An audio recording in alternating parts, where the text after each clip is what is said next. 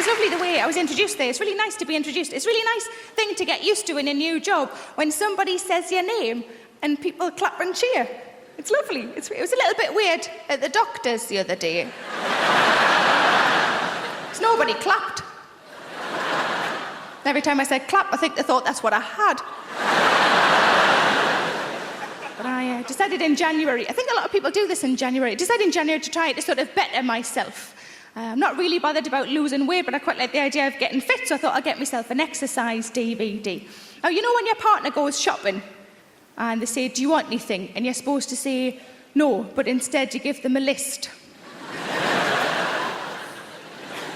Sometimes I just make shit up I don't even need just to see his face. And he looks at the list and he goes, what's the difference between a tangerine and a satsuma? Ha-ha, it's a test. And I said to him, could you get us an exercise DVD? That's what I thought I'd do. I'd get an exercise DVD. I said, just like a bog standard, like a beginner's guide, a very basic exercise DVD. And he said, no problem. He came home with Davina's Buff Your Abs.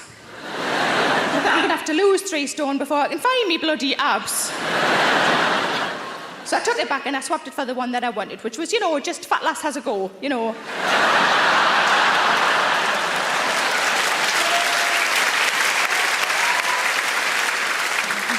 Or the sequel, Fat Lass Tries Again. And I watched the first few minutes, and you know how it's always a celebrity and a trainer, isn't it? Because the celebrity sells the DVDs and the trainer knows what they're doing. And in the first few minutes, they were both laughing at nothing. It was very unnerving. And the trainer said to the celebrity, why don't you tell the viewers at home what weight you were when you started this regime? The celebrity went, when I started this regime, I was 10 stone.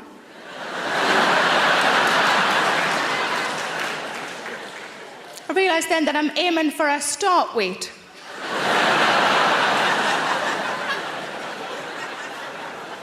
But I like to eat. Is that so bad? I like to eat. Sometimes I think I've got a tapeworm, but that it's just full. But I'm trying to eat more healthily. I had an apple the other day. Thank you. I put it in my handbag on an optimistic Monday. And by the Thursday, there weren't any Kit Kats left.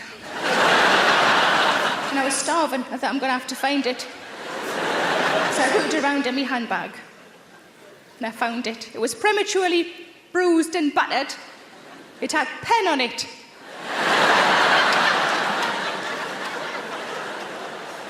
But I was starving, so I peeled off the clean panty liner and I ate it.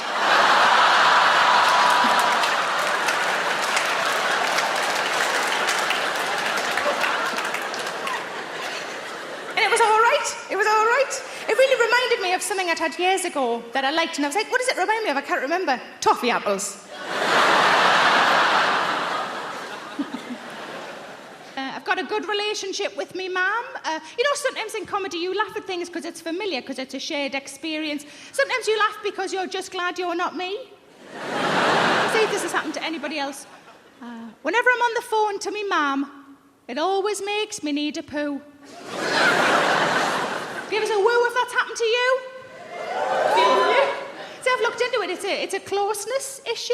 It means that me and those people who wooed, we love our mums more than the rest of you lot love yours. I love my mum so much it makes me shit. Try getting that on a balloon for Mother's Day. Thank God for Moonpig. But I bought a house quite recently. I wanted to buy a house because I'd lived in flats for 16 years and I really missed going upstairs to bed. Not through the kitchen. Upstairs to bed. But I was sitting only a few months later upstairs in bed quite smugly just thinking, this is the life. I've arrived. I'm upstairs in bed. And then I thought, oh no, now I've got to go downstairs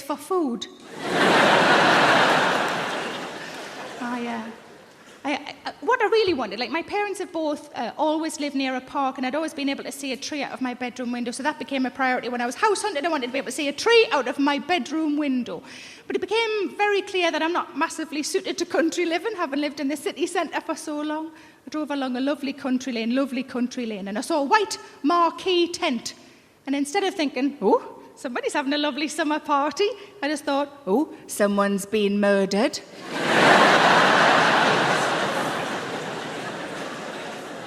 But I found a house that I liked and I got a survey done. The survey came back and it meant nothing to me at all. But luckily I've got a friend who's a builder and he said, let me have a look at it, and I put it into layman's terms. I said, smashing.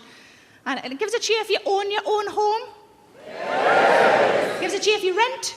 Yes. See, up to this point I'd only ever rented, and I think there are phrases that mean nothing to those of us who rent that the rest of you understand, because my friend the builder said, there is one thing you will need. I said, oh yeah, what's that? He said, you'll need a damp-proof course. And I genuinely said, I haven't got time to go to college. But one of the things the house that I bought did have is a log burner. I've never had a log burner before. I got quite excited by the log burner. Not as excited as my fella did. He went, oh my God, we'll be able to get a toasting fork. We'll be able to toast things. And I thought, he does know I've got a toaster, doesn't he? But he went off to work. I went straight out and bought a toasting fork. I was too excited. I came back in with it. I grabbed a loaf of bread and I thought, I'm just going to sit in front and work my way through. Bloody love toast.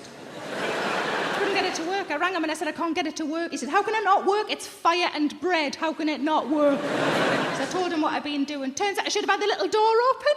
I might as well have been lying slices of bread on top of my radiator. But when I moved, I had bits and bobs of furniture. Not much, but I had some stuff, and I was trying to work out what would best go where. And I said to me fella, God, I wish I had a tape measure. He said, what do you need a tape measure for? I said, I just want to know if that unit will fit in that alcove. He said, well, I'll sort that out for you. I said, have you got a tape measure? He said, no, it's just, I'm good at that sort of thing. I said, what do you mean? He said, it's just an instinct I've got. And first of all, I thought, rubbish. And then I thought, let's have a look. And I thought, this is quite a manly thing to be able to do. If you can do this, maybe we'll see what else slots where. So I said, go on, then do it. And this is what he did. It went exactly like this.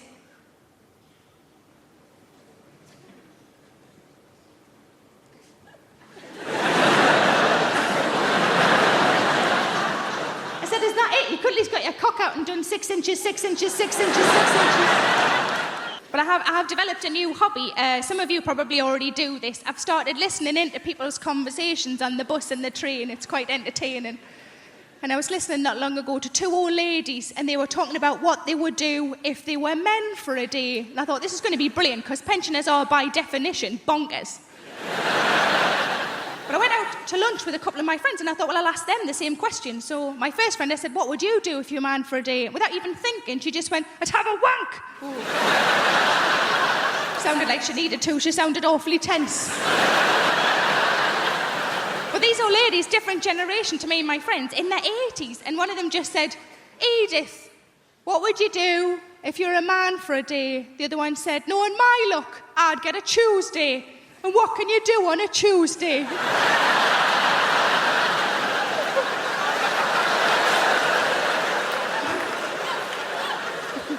My second friend, I said, what would you do if you're a man for a day? She just said, I just do everything.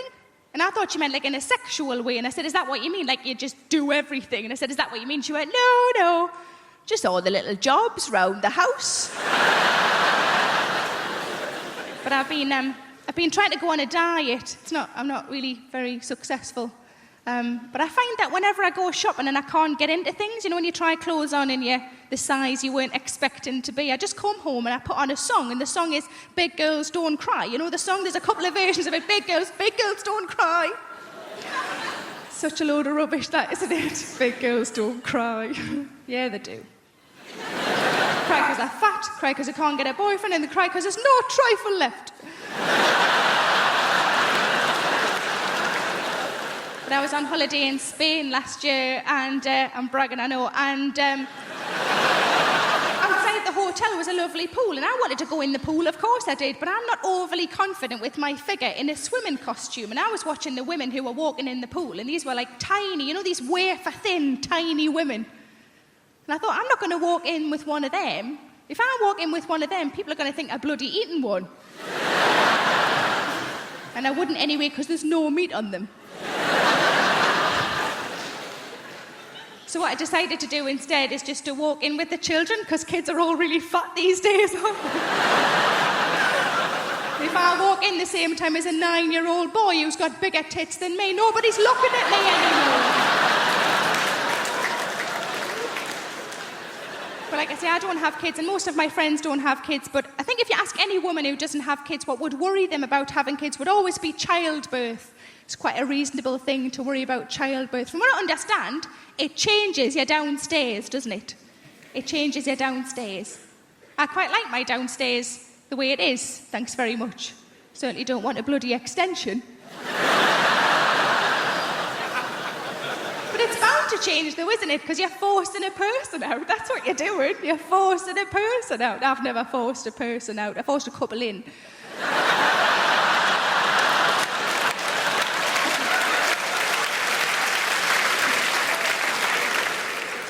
With a shoehorn.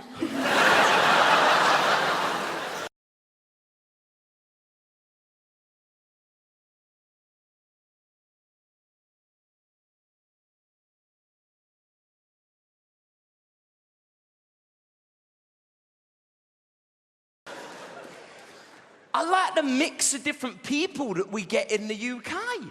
I don't agree with UKIP. UKIP say we've got too many foreigners in this country. I've done a bit of research on my own, and the fact is there's actually a lot more foreigners in other countries.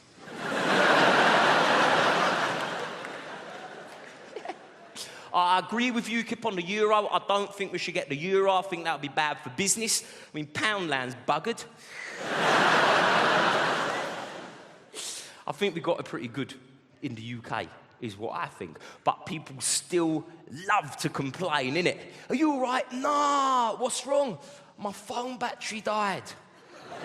Are you all right? Nah, I'm well stressed about what I'm going to wear. Are you all right? Nah, I've got like irritable bowels. What? Do you think people complain about them sorts of things in countries where they don't have everything that we does? I mean, can you imagine the children in need appeal? I mean, you've got scenes all across Africa. You've got the cheesy charity music in the background. You've got Dean Gaffney looking emotional down the camera. Got an African child next to him. And Basie is just 12 years of age. And Basie is just another victim here in Africa. And Basie needs your help. And Basie is gluten intolerant.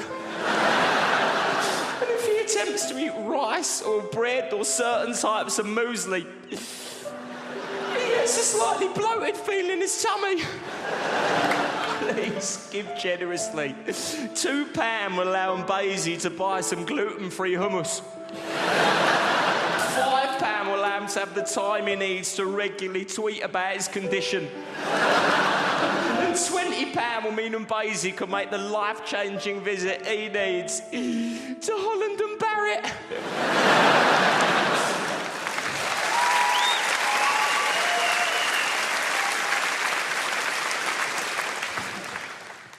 I've got to get going. I've got to get out of here. Yeah, I'm proper knackered, man. When you have a kid, kiss goodbye to sleep. That is for sure, people. Last night, about 4 in the morning, I'm spark out in my bed. I'm in there. Little boy comes into my room. Daddy! Daddy! Daddy! Yeah. Can I come and sleep in your bed? I've wet my bed. Yeah, of course you can. In you come.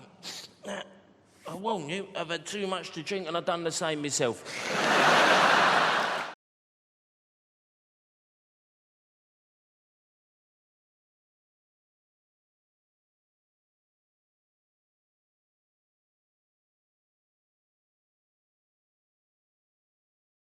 But as much as you want to save animals, I'm pretty sure you're not going to do it by buying cosmetics. Pretty sure you can't walk into the body shop and buy some burdock root peppermint oil foot scrub and some little badger somewhere in Scotland is going to go, wow, I feel a whole lot better about my life right now. Somebody's buying that burdock root peppermint oil foot scrub. I don't see the point in testing cosmetics on rabbits anyway, because they're already cute. slather some lip gloss and eyeliner all over them. Now they're all gussied up like some $3 whore. There's no dignity in that for a rabbit whatsoever. You want to test out cosmetics? Test them out on big game, because they stink. Get up under a hippopotamus there and get some roll-on deodorant under his armpit. See how fresh and self-assured he stays all day, huh? Little lip gloss on a beaver. Real beaver. Stay with me, fella. Real beaver. Right? Dam building, log-eating beaver. If he's charged through 60 logs and he's still wearing that lip gloss, that's some damn good lip gloss right there, ladies and gentlemen. You know this whole thing about, you ever meet someone famous and you tell your friends, and then they say, well, what was he like? Because all they really want to hear is that he was a prick. That's why they like to say Tom Cruise is the nicest guy in Hollywood. And I always think, well, if I was making $8 million a film, I'd be nice too. Jesus Christ. But I'm not sure he is that nice. Because I always read these articles about how he's so insular and he's into his Scientology and he, stays at a hotel, won't make eye contact with anyone in the hotel because he doesn't want to talk about the plots to his new films. Apparently, as if staring Tom Cruise in the face, he would just crack under pressure. What are you staring at? Hey, you want to hear about my new film? Seen a Tom Cruise film like he couldn't figure out the plot in about 18 seconds. Oh, Christ. He's a cocktail maker. He's a pretty good cocktail maker, too. Till he has a crisis of confidence and can't make cocktails anymore. Then he meets a good-looking woman who talks him into being a better cocktail maker. A riveting piece of cinema that was. Then he's a race car driver. Pretty good race car driver, too. So he has a crisis of confidence. Can't race cars anymore. Then he meets a good-looking woman who talks him into being a better race car driver. Then he's a jet pilot. Some of you are starting to see a pattern emerge here. Pretty good jet pilot? Yes, he was. But he had a crisis of confidence, couldn't fly jets anymore. Then I believe he met a good-looking woman who talked him into being a better jet pilot. Then he was a sports agent. Then he was the brother of a retarded guy. He was a pretty good brother of a retarded guy till he had a crisis of confidence and wasn't so sure he was such a good brother of a retarded guy. And then he met a good-looking woman who talked him into being a better brother of a retarded guy. Then he was some kind of, I don't know what he's in now, War of the Worlds. Maybe he fights the world. You know what? I bet he's a pretty good world fighter. But at some point he'll probably have a crisis of confidence. You're going to meet a good-looking woman who convinces him it's okay to fight the world. Could be a Scrabble player for all I care. He's a pretty good Scrabble player. Till he draws all vowels. Has a crisis of consonants. And he meets a lovely Welsh woman who teaches him a lot of words he's never heard before. That's the thing is, I've met some crazy people and with some crazy ideologies. One of the craziest people I met, and the funniest, were these guys called the Black Israelites. If you don't know the Black Israelites, right, it's a group of black dudes in New York, right? They think the black man's the original Jew, right? They think the white man's the devil. I mean, look, they have a point, right? And they think Jesus, right, is coming back to put white people in slavery, right? Which, look, I think is messed up. Because I think white people would make terrible slaves. Do you know what I'm saying? You whip them once, they run to the manager. You try and give them bread and water. Is it gluten-free? No. It's not gluten-free. I don't want some old white woman making my dinner and stuff like, Margaret, if you make me another shepherd's pie, I'm going to sell your ass. Sandwich porch. Start selling people. I don't know. I get called a lot of stuff now. Especially with the internet, I get called tons of stuff. I get called racist words, and I get called racist for making jokes about white people. I just want to say my mom's white. I have one at home. She's fine. I have no issues with white people. Love white people, right? But everyone calls me mad things. And I'll be honest with you, when you get called a lot of stuff, you have to have a thick skin. You can't let it bother you, because it'll just get you down if you always listen to that stuff. And it's never bothered me, except for one time. Someone said something about me, and it just really basically, someone called me middle class, and it just really... I threw my avocado on the floor. I was perturbed. I was like, Mother, take this away. I can't finish this avocado. I ain't middle class. I'm not you. I'm from Ilford, man. If you don't know what Ilford is, between East London. Don't you cheer Ilford, goddammit. Ilford is horrible. It's in between East London and hell. That's where Ilford is. Don't want to go Ilford, right? It's that weird thing. It's like you work hard and then people think they can take away your identity from you. And that's like a weird point. It's like you can't be working class because you've worked hard. You get to play lovely gigs like this. You can't be what you are. And the thing is, like, I am working class in my heart. But there's a conflict. My brain says different sometimes. You know? Like, sometimes my friends will call me from prison. It's just what it is. It's just what it is. They'll call me up and they'll be like, yo, Jamali, you need to start repping for the mandem. And I go, you know what? I need to start repping for the mandem. They say, you need to start saying free the mandem. I'm like, you know what? I need to start saying free the mandem. And that's in my heart. I believe that. We should free the mandem. But then my brain goes, yes, Jamali. But now you have stuff they want to steal. So I'm like, yeah, free the mandem. If they've completed the course, maybe. I don't know. If they've repented. I don't know. If they ring me up, they'll be like, yo, say free Ginger J. Free Ginger J. Say free Worm. Is Worm still locked up? You better free him. Say free Killer. Nah, I don't know about Killer, man. I'm not saying we should never free Killer, just don't free him where I live. Because I live in a nice gentrified area now, just what I'm saying. So it's like, and I'm angry at gentrification, but it's hard because it's delicious. I'm drinking my latte going, oh, these hipsters, do you know? Like, so yeah, free hit Killer, but just not where I live, not in my community. Because gentrification is a weird one, because does anyone remember when London was shit? Like, Hammersmith was shit. None of you would have been able to be here. It was that bad. It was never Peckham shit. Peckham was shit. I go as far as Bethnal Green and look at Peckham through a telescope. That's as far as I go. But gentrification is a weird one because can we disagree that you see like middle-class hipsters that moved to the ghetto pre-gentrification are some of the most bravest people in the world? Only a hipster can go to the hood and go, no, I see potential. Seriously. I was on holiday recently. I was on an all-inclusive. We all love an all-inclusive holiday, don't we? Oh, aye. Chips and gatto for breakfast. Yes. I always think it's amazing. I can always identify where people are from on an all-inclusive holiday. It's fascinating for me. Like, the Italians. You can always tell the Italians because they could put on a bag of rags and look amazing.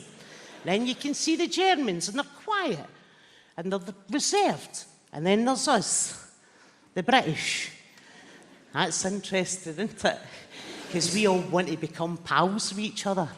I've had a pen pal in Woking for 25 years that I met in Lanzarote. But it was a really, really interesting for me because there's a way I can always tell if someone is from the south of England on holiday. And it's I don't need to hear your accent, nothing. The way, number one, I will tell if you are from the south of England is it will be 9 o'clock at night. It's 28 degrees. The moon and the stars are out, and you come out wearing a wee jumper because it gets a bit chilly. It's 28 degrees, the moon's out, I'm Scottish, I'm like past the factor 50 hen. I do not trust the moon burn, get me the factor 50. Then there's another way I can always tell someone is from the south of England. You and I are on an all-inclusive holiday. We can eat as much as we want, and they will go to the bar and they will order a half pint. No, you can't order a half pint in Scotland. Next time you visit Scotland, try and order a half pint. That is one of the most tense conversations you will ever have. About 3 months ago, I went to a bar in my home city of Glasgow, and I says to the barman, can I have 2 pints of lager and a half pint of lager? And he looked at me, and he went, what was that? I said, it's 2 pints. He went, no, just the last one. I went, it's just a half pint of lager, mate. Hold on, come here, tell him. Just the last one. I mean, it's just a half pint of lager. Is that for you? It's for my pal. Ah. Are they on antibiotics?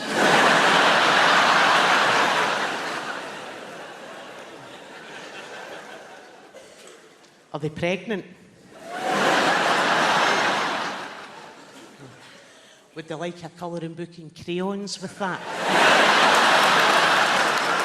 Do you love London? I love London. I feel like London is created by the people, right? Who are just crazy and sexy and ambitious. I got into an Uber the other day, not bragging, and I got into an Uber and the driver, he said, would you like to have the radio on? And I was like, I don't mind, it's up to you. And then he said, well, actually, I make my own music. Do you mind if I put some of that on? No, I don't. And then he put on Drake's new album. I wonder how often it works. I wonder how often there's a middle-aged white woman thinking, oh, well, he looks like Aladdin and he sounds like confidence personified. Pull over and jump in the back, Nikolai. I'm having a good life. I have recently started doing yoga, which is just change. Yes, woo for the yoga over there. Are you a team? I'm new to it. I love it. Yoga has changed my life. It's brilliant. Yoga is my new drug. My old drug was drugs. Which I'm not going to say anything positive about because it would be incredibly irresponsible. I'm not going to say anything positive about drug taking. What I will say is I didn't take MDMA until I was 32, and it was such a relief to know I could be happy. Just assume the equipment's broken. But yoga is nearly as good, and there's no downsides. It's given me a whole new language. My favourite new word is namaste. Yeah, it's a very old word, it's very sacred, and it means the yoga has finished now. And then you're allowed to leave.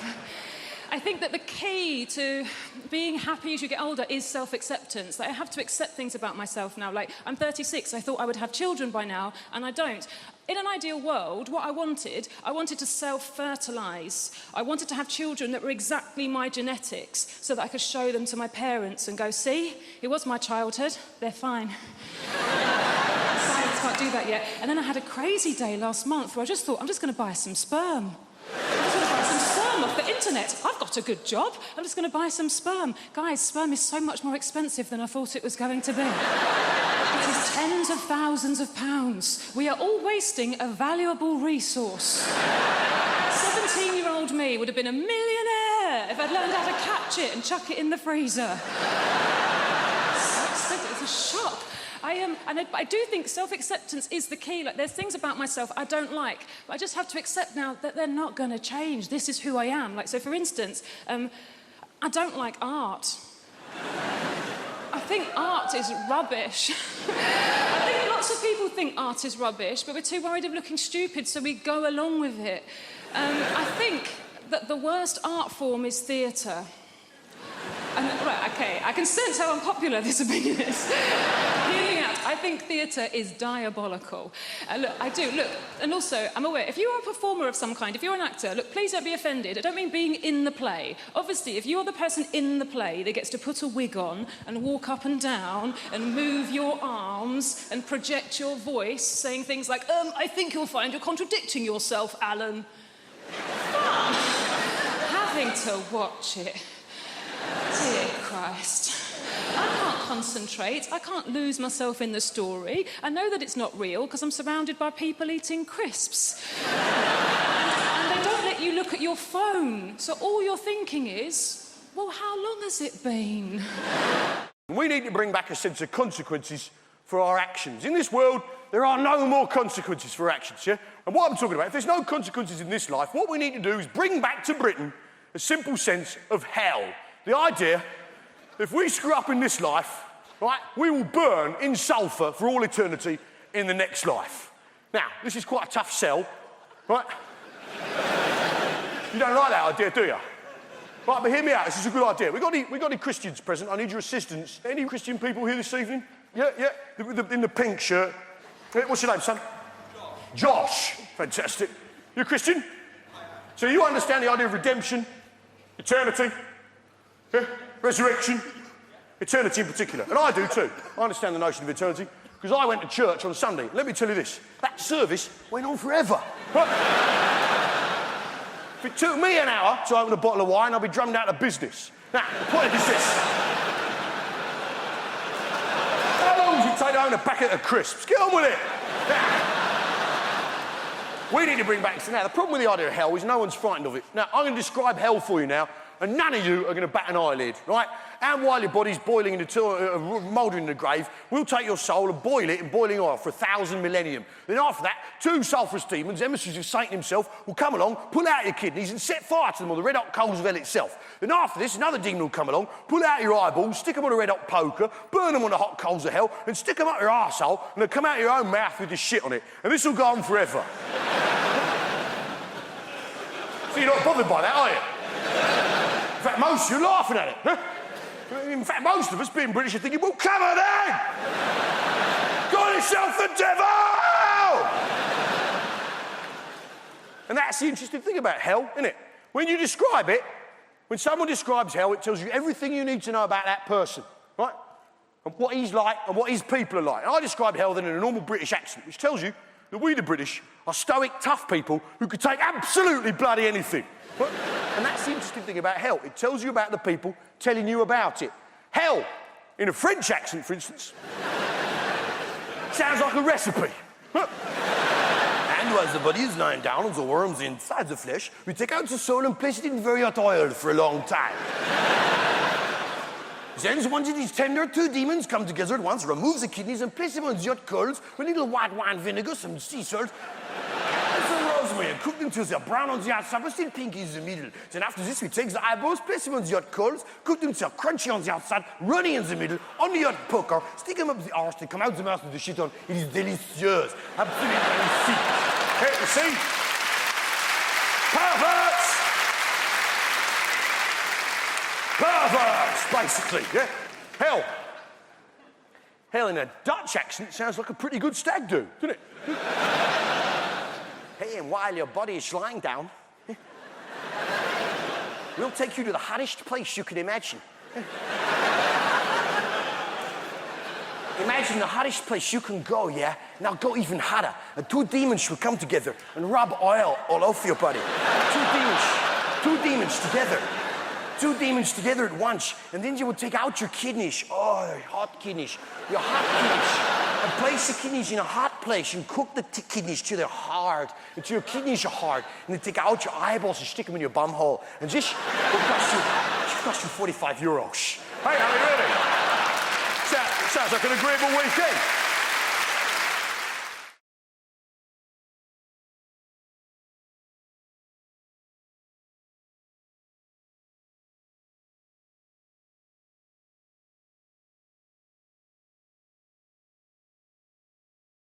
That have come out of this pandemic. I do. And I think one of the major good things that's come out of it is how we've embraced new technology. Isn't it? Because it's just unbelievable. Who knew what Zoom was 2 years ago? None of us.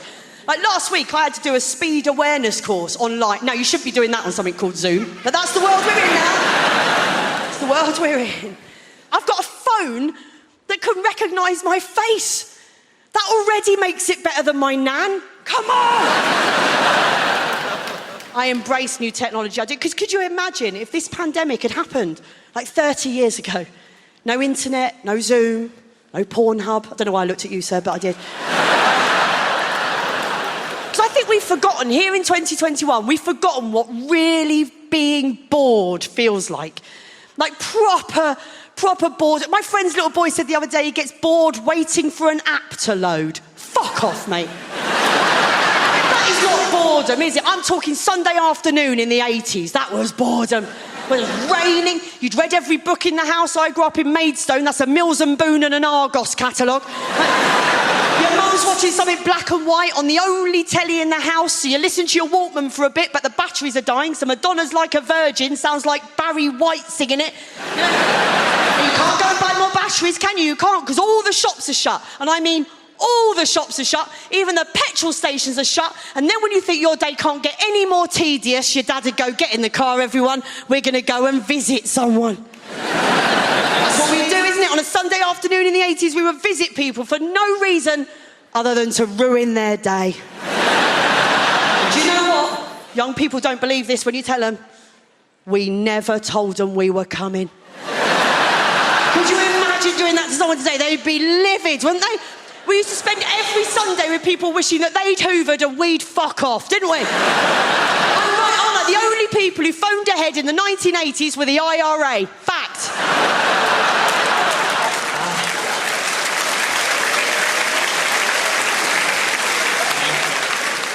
I wouldn't be a teenager now, though, would you?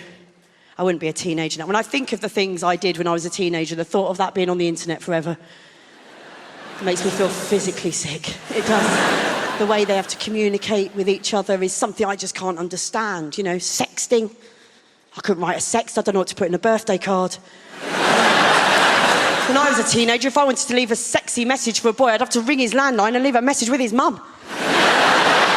You want to what, dear? All over your what? Different times, isn't it? Different times. There was a boy I fancied at school. I couldn't text him to write him a note, stick it in his school bag. And I'd make him a mixtape. Write him a poem. That's all we had, didn't we? I genuinely think a 14-year-old girl today, she would be more freaked out if you sent her a poem than if you sent her a picture of your knob. Poem would freak her out more. She'd be with her friends going, I mean, it was like a song, but it wasn't a song. And there was no cock in it. Not even a bollock, no. Different times, you know. Apparently, young people today, they are most likely now to have their very first sexual experience online. Via FaceTime or Skype. They're not even in the same room. You've got one teenager in this house on their phone and the other teenager in this house on their phone, and that's how they're having their first sexual experience. And I just think, do you know what? Getting fingered behind a caravan at a fairground is not ideal. But at least I was getting some fresh air. Some people find very strange things entertaining. There are people out there, some people love scary movies. Ugh, I hate scary movies. They're too scary. They scare the shit out of me. Every time I see a scary movie, I'm scared for days. I hate them, but there are people who love them. There are people out there who actively seek them out, who actually enjoy the sensation of being scared by a movie. I've never understood that attitude at all. I've never been frightened in real life and gone, oh, Jesus. Yeah, I'll pay for that. Yeah, all right. That felt horrible. 13 pounds? Sure, yeah. Let's go now. Ridiculous. My friend's like this, right? My friend Jason loves scary movies. Jason can't get enough of scary movies. Absolutely loves scary movies, Jason. Jason is black, which I only mention because you imagined him white, and he isn't.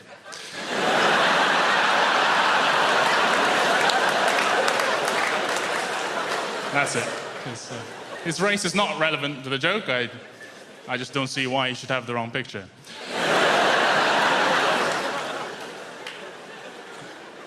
But Jason loves scary movies, and he's always trying to get me to go see him with him, go to the cinema and see scary movies with him. I'm like, Jason, I don't want to pay money to feel worse.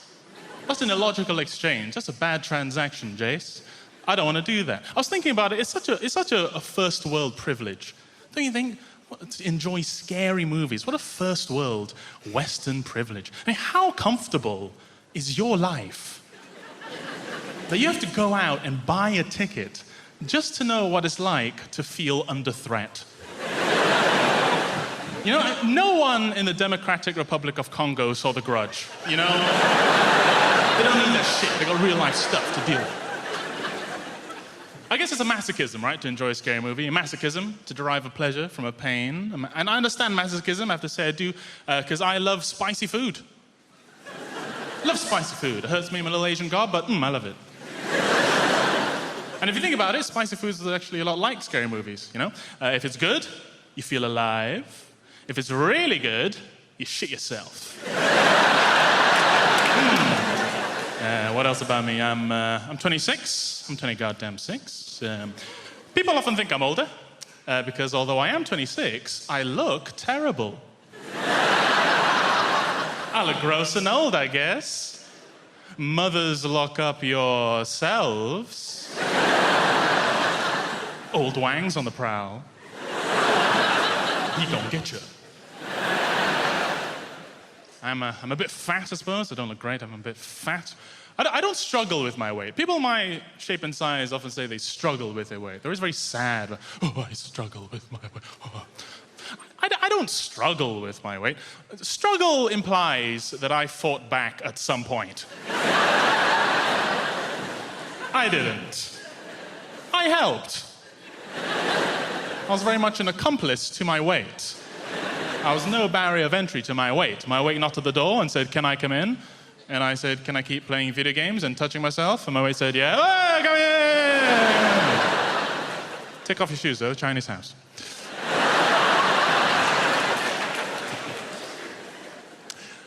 I've been trying to work on my look, though. I've been trying to look better. I'm trying to work on my look. I think it's important for all of us to have a distinct look that we like and to accomplish it as best we can. And so I have settled on the look of Cambodian dictator.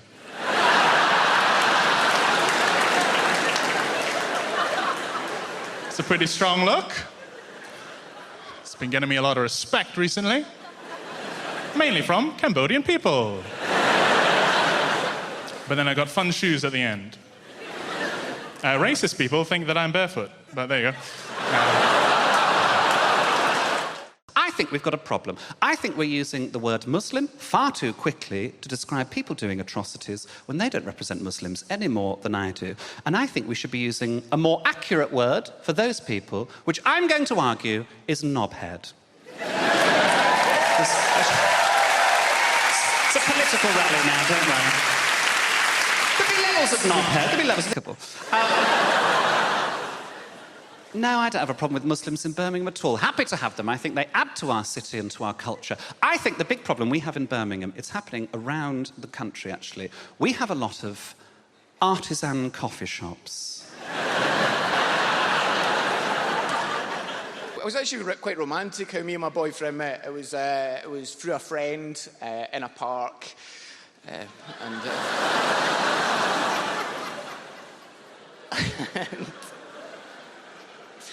And it wasn't on Grindr though, because that's usually how. Because like a little straight people, you've got Tinder, and Grindr is like Tinder, except it tells you how far gay people are away from you in feet. It's like, why would you ever need to know on your phone how far a gay person is away from you in feet, like some kind of sat-nav to find them? If anything, Grindr should be for homophobes. If you're terrified of gay people, that's a handy application to have on your phone. Just walking down the road going, "Oh, Jesus, I'm not going that way now. Oh my God, I'm surrounded. How do you get out of this church?"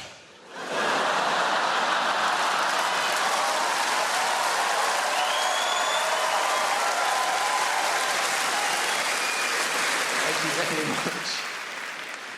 Did you have the thing, by the way? Did you have the thing of during lockdown, your brain would be remembering cringy stories from your past that you'd forgot about happening, but for some reason, your brain was like a sibling waking you up at 4 o'clock in the morning going, "Oh, I know it's 4 o'clock in the morning and you're trying to sleep, but do you remember when you shat yourself?"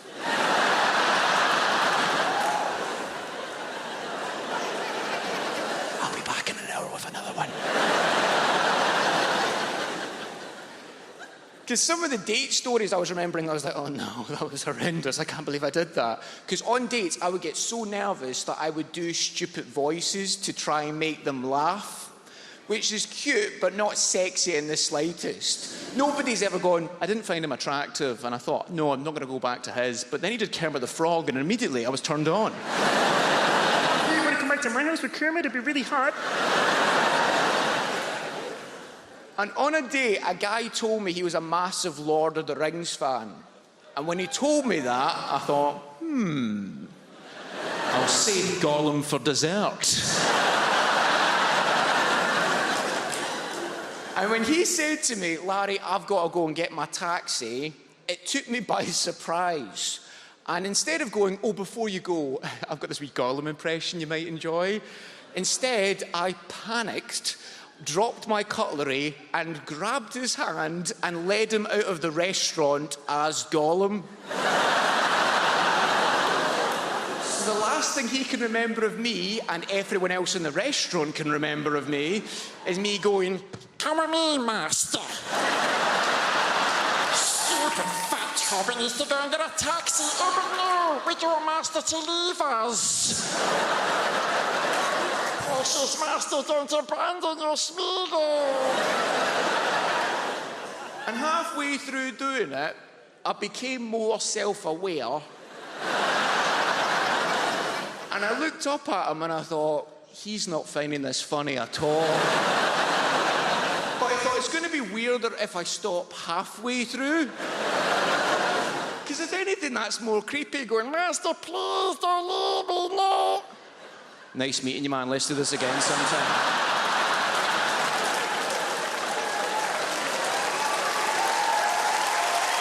Thank you so much. I love football. I love almost everything about football. There's one thing I don't like, and that is the sexism. Like, obviously, that's a little bit difficult. Because there's still a certain type of bloke that seems to think that, like, I can't know as much about football as he can, right? It's like he doesn't think I've got time to both watch Match of the Day and buy sanitary products. But the key thing about that is you stockpile in the summer.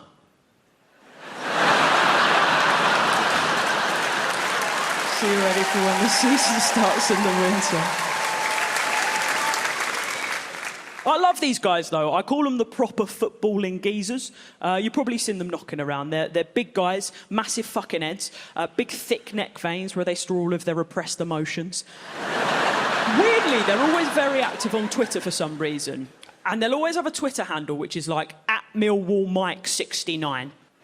And then you'll click onto their Twitter profile and their bio will always say something like, love my kids, hate nonces. And you're sort of thinking, come on, mate, pick a side.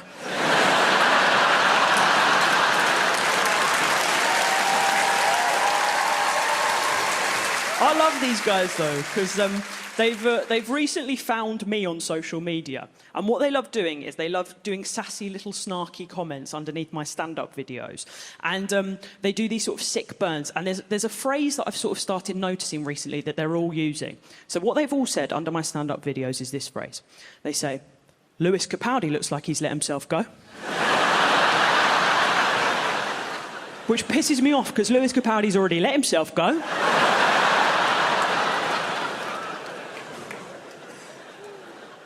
I think what they're trying to do by comparing me to a plus-sized man is to imply that I'm ugly. It doesn't bother me as an insult. Honestly, it doesn't bother me as an insult. I know that I'm ugly. Not in a self-deprecating way, just in the way that all British people are ugly. Do you know this? You are absolutely vile. I'm sorry if you don't know this, you're absolutely vile, OK? And I didn't know this until recently when I started travelling outside of the UK in the last couple of years. Everything they say about us is true. Okay? But it's not your fault. The reason that we're ugly is because, and I'm specifically talking about white British people here, I don't want to draw anyone else into our ugly mess. The reason that we're ugly is because back in the day, the Vikings came over, stole all of our hot women, took them back to mainland Europe, which is why everyone in Sweden is smoking hot, and we look like someone put a wig on some Billy Bear ham.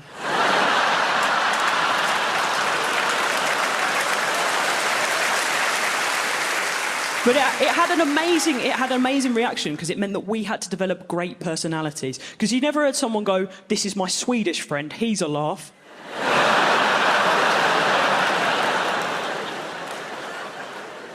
So I would say that I'm British hot, which is ugly but a hoot. So I love football, as I say, and I kind of get these blokes that are a bit toxic, because football makes me toxic too. I do worry about my toxicity, though. Like, I've got a girlfriend now, and I don't let her watch me watch the football, because she saw me watch the football once, it almost ruined our relationship before it even started. So what happened was, she came into the living room, she said to me, Chloe, why are you laughing? And I had to explain that Chelsea had just gone 3-2 down, and the camera had panned to a crying child. I've got 6 kids, can you believe that? No, 3 of them born in the same month. mean it from the bottom of my heart. And I will explain myself so I don't seem like a man whore to you guys. The three of them are all of the same lady. They are different ages, but they're all born in the same month. That baffled me for years. How do you get three kids, same lady, different ages, same month? People, I had to take a calendar and work this one out. I did. I had to count 9 months back from their birthday. Turns out it's my frickin' birthday.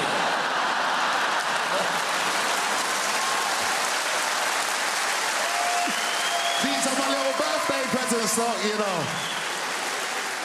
You lot can clap and laugh and everything. When is my birthday now? I don't want no punani. She can keep that shit. That's expensive fanny right there, innit? There's a lot of stuff I liked about parenting, and there's a lot of things I didn't like doing. I didn't like doing shit like, for instance, the school Christmas play.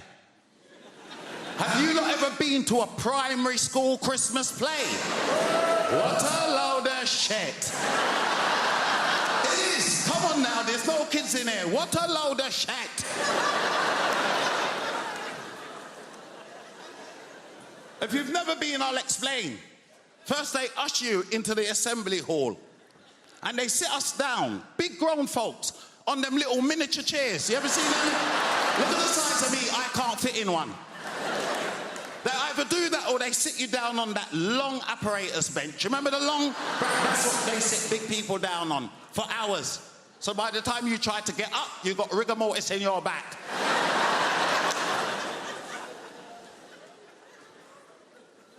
Not comfortable. 2, I've noticed of recent, these kids don't seem to rehearse their part they got in the Christmas play. Do you remember when we were younger? Everybody wanted a part in the Christmas play. Whether it was the top part or you could be a tree, it didn't matter. You was gonna play the best tree ever. You'd be in the front room like a dickhead for hours swaying. Asking Mum, how does that look? How does it look, Mum? How does it look? But we practice. And then they start singing. Fucking horrendous. It is. I don't care what you got to say. It's horrendous. They're out of tune and everything. You think, what kind of production is this? Worst part about it, your child always try to look out for you, don't they? To try to give you a little wave. My children always do that. Look out for me to wave at me like I freaking know them. You know what I mean? You're your mother's child today, boy. That's a like that, innit? This embarrassment. Mums, you lot love it. You lot video it all the time. That's a like, don't send me that bollocks. Send it to your mum and your sisters. They are. Didn't enjoy that. Didn't enjoy them cooking at school and bringing that poison home for me tonight. Do you know what I mean? I know, it's poison. Don't eat from these kids. They're looking early inheritance. Don't eat from them. Don't eat from them.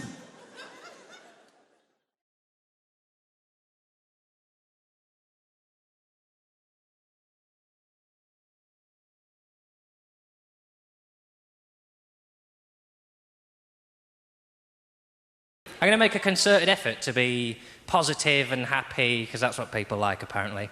And I get accused. I constantly get told I'm grumpy and miserable, and I'm not. I'm happy, I'm upbeat, I love being alive, love being a human. Being a human's unbelievable, isn't it? If you're a human, you really have nothing to moan about. I realised this year that being a human is the best on the planet. I was on a plane eating a chicken sandwich. That's not it. It's pretty good, though. I thought, I am eating a bird whilst I am flying. Unbelievable! I, a flightless land mammal, am consuming a bird in mid-air. Never mind the fact I just ordered a gin and tonic in a cloud. And it's because I think being a human is so easy that that's why you get annoyed with people, because people don't seem to try as hard as I would like them to about life. And I am a perfectionist. Give us a cheer if you're a perfectionist. Fair few of you. The rest of you are annoying. You say it now, because you go around and you make mistakes and you drop things and you laugh about it because you think it's part of life's rich tapestry.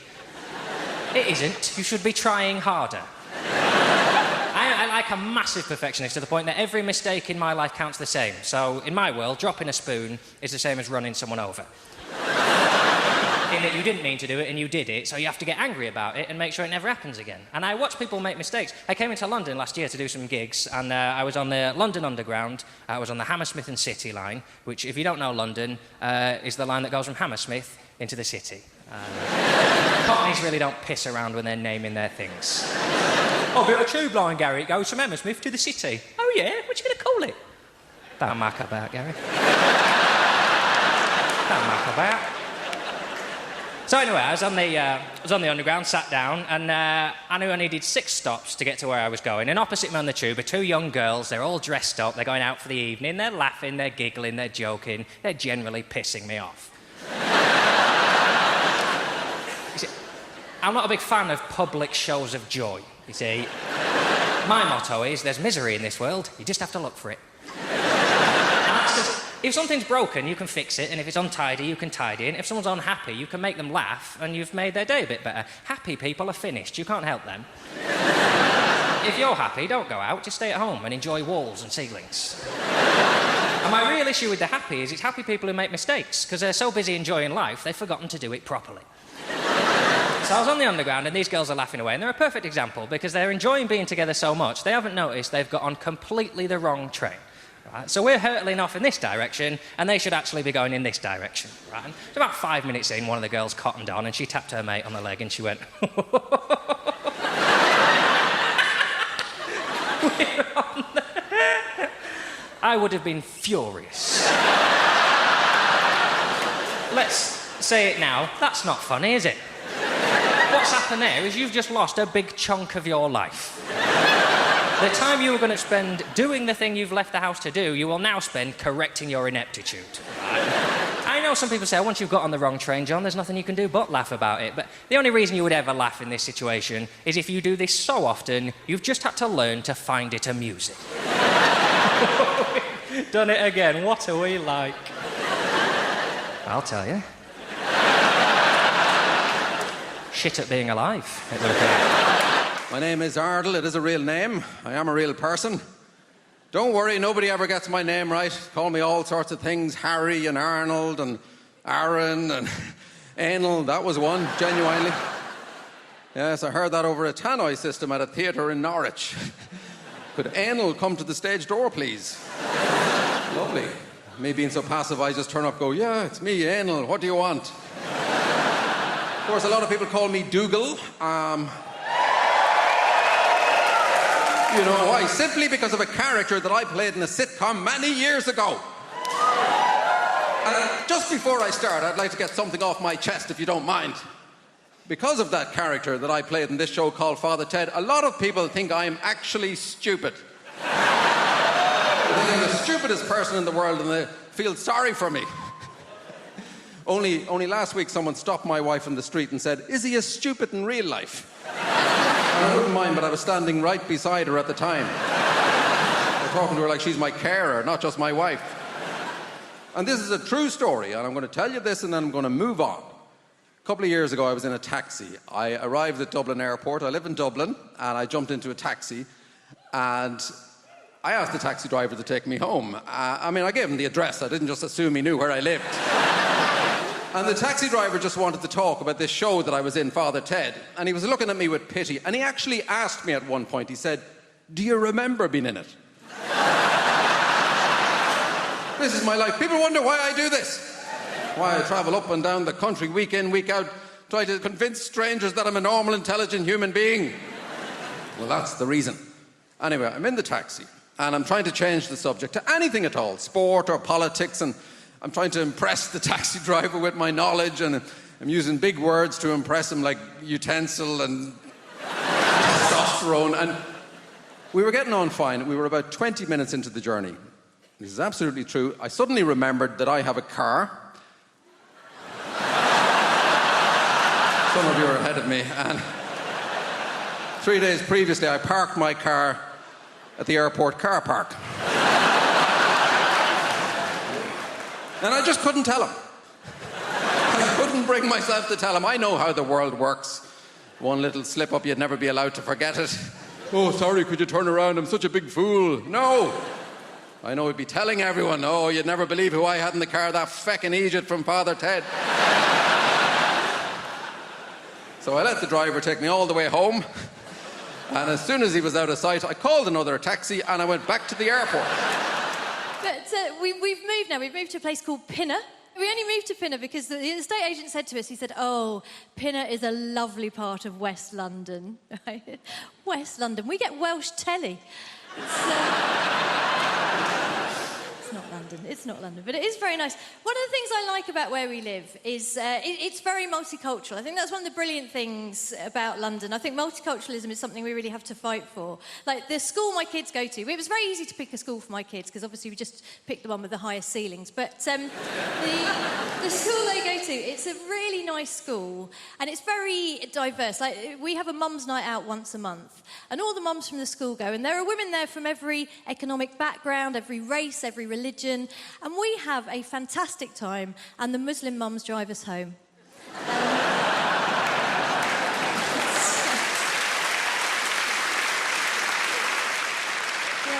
Tell you what, it is nice. I had an incident the other day, though. I was walking down the street near where I live, and it was one of those sunny days, one of those days that remind some van drivers that women have breasts. You know, one of those. And I was walking down the street, and there was a van drove up and slowed down, and two guys leaned out of the van, and they were in classic kind of leching position. And I knew they weren't going to be looking at me because I am 44 years old. And in fact, my older friends, when I was turning 40, they said, oh, being over 40, it makes you invisible, right? And I have found, yes, that is true, but the brilliant thing is it mostly makes you invisible to dickheads. So it's not really a problem, it's a superpower, if anything. So I'm walking down the street, these two guys are leaning out of this van, and I see they're leching, but they're looking past me at a younger woman, a woman in her 20s, who is walking alongside me. And these guys do the classic thing. They lean out of the van and they gave this woman a very detailed appraisal of her anatomy. You know, they covered all the main areas in bullet-pointed form, very thorough. And then they went on to suggest what I can only describe as a smorgasbord of activities they felt they would enjoy indulging in with her were they not under pressure of time to get to the next plumbing job.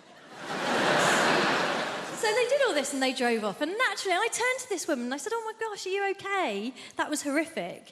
And she said, no, I'm fine. It happens all the time. And I thought, yeah, it does when you're in your 20s, doesn't it? And we were chatting about how silly it was as we walked down the street. And then we got further down the road and the traffic had slowed down and this van had come to a stop.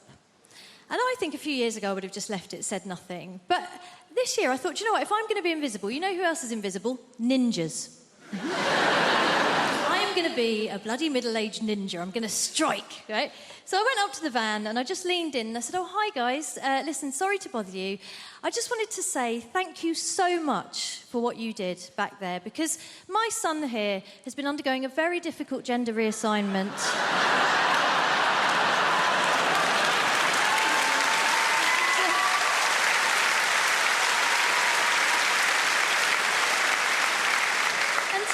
He's been worried that it's not going that well, but what you did back there really made him feel like a proper woman. Right? Thank you. I was delighted with myself as well. But what was really special was that then the young woman next to me leaned in beside me and in the deepest voice I've ever heard, just went, yeah, thanks, guys.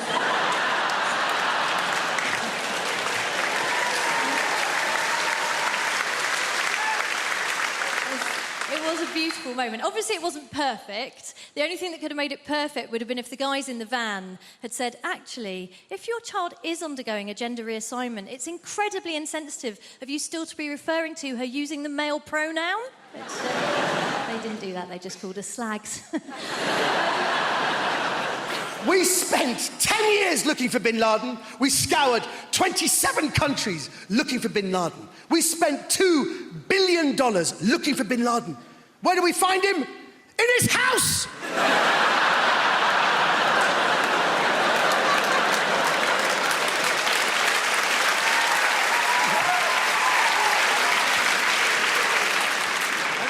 reason why I love the Arabs, because the Arabs, they know how to riot, you know?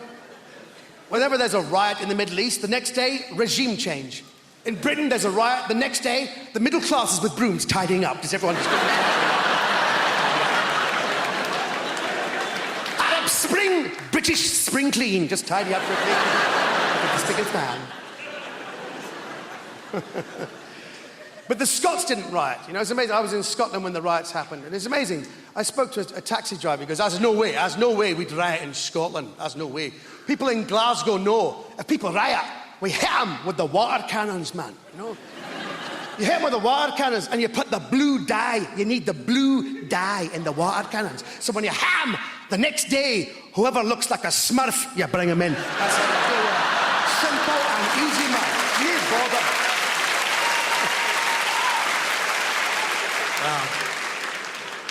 But man, the Arab Spring went all around the world. It started in Tunisia, then it went to Egypt and Syria. Every country in the Middle East was galvanized, everywhere except Dubai. Because Dubai is a very interesting country. They're a bit too, there's too much money there. There were people on the streets going, what do we want? Democracy. When do we want it? After happy hour. And when you go there, they always give you some kind of, there's always a guide who goes, Omid, you come here, you come to Dubai, we are the Las Vegas of the Middle East. You want girl, we got you girl. You want drink, you can drink. You want to gamble, you can gamble. All day long, girl, drink, gamble, gamble, drink, girl, drink, girl. You want to drink, girl, we blend, girl, you drink it. You want all three? We blend, girl, you drink it, we bet how quickly you down it in one. I said, actually, no, I'm not into that all that. I'm actually quite hungry. He goes, what do you want, my friend? Anything you want? I said, quite fancy a bacon sandwich. He went, pork? What do you think we are, infidels? This is a Muslim country. Now kindly drink your woman and leave.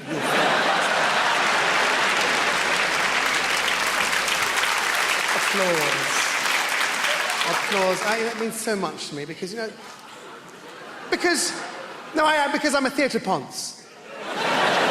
Deep down, I'm very uncomfortable with all this. I have to say, look, you're all here. I'm just one man in this big thing trying to make 3,600 people laugh. I'm very uncomfortable with this. No, it is because there's a thin line between being genuinely entertaining and mental illness. I've seen the tapes of I used to do Godzilla impressions, you know? What was that? Here's my impression of Godzilla having his toe stepped on. That's not comedy, that's neurosis. Like, here's my impression of Godzilla having asked for Earl Grey tea, but actually getting a coffee.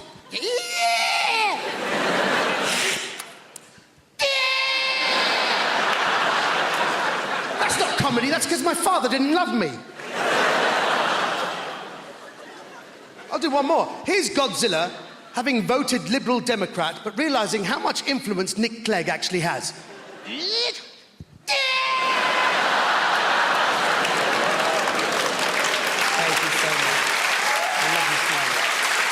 People ask me, they say, Chris, what is it like trying to raise a child when you can't see the child? It's ups and downs, you know, ups and downs. You just got to go with the flow. Can't prepare yourself, you know.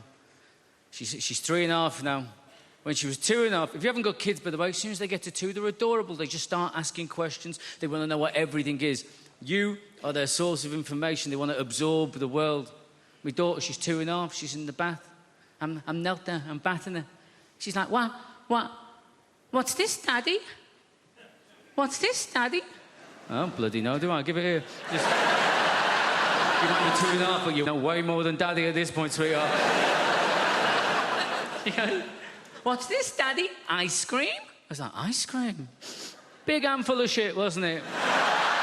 Massive. Not like a little pebble, not like a little sweetness. Where did that cut? An impressive quantity for an adult male. I wasn't entirely sure the dog hadn't jumped in and done it when my back was turned and she just scooped it out. She just slapped it in there in one go.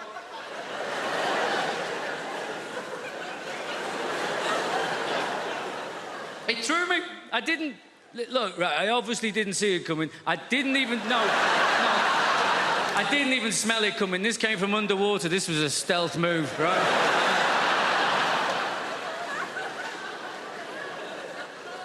And I'm not entirely sure exactly what happened. You know, I've narrowed it down to 2 options, I think. I've given it some thought. I mean, she was 2.5. Let's give her the benefit of the doubt. She deserves the benefit of the doubt, doesn't she? Option 1, benefit of the doubt. This is what happened. She sat in the bath of the warm water. Yeah? She farts. She shits herself. She doesn't know she's done that. A few minutes later, that goes floating past her in the bath, doesn't it? She sees it there. She thinks to herself, I wonder what the bloody hell that is. That looks a little bit like ice cream. I know, she thinks. I'll ask Daddy about that. He knows about these things. He's a very, very clever man, yeah? That's option 1, isn't it? Benefit of the doubt. Option 2. She's a bloody comedy genius. She's sat there in the bath. She's got Mr. Penguin up here on the wall. She's got, hey, Mr. Penguin, Mr. Penguin. Get on this now. This is going to be brilliant. This is going to be amazing. Watch his face now. Watch his face. Watch.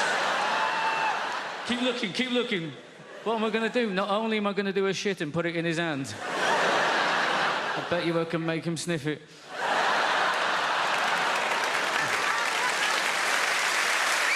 Ice cream, Daddy? Ice cream, huh?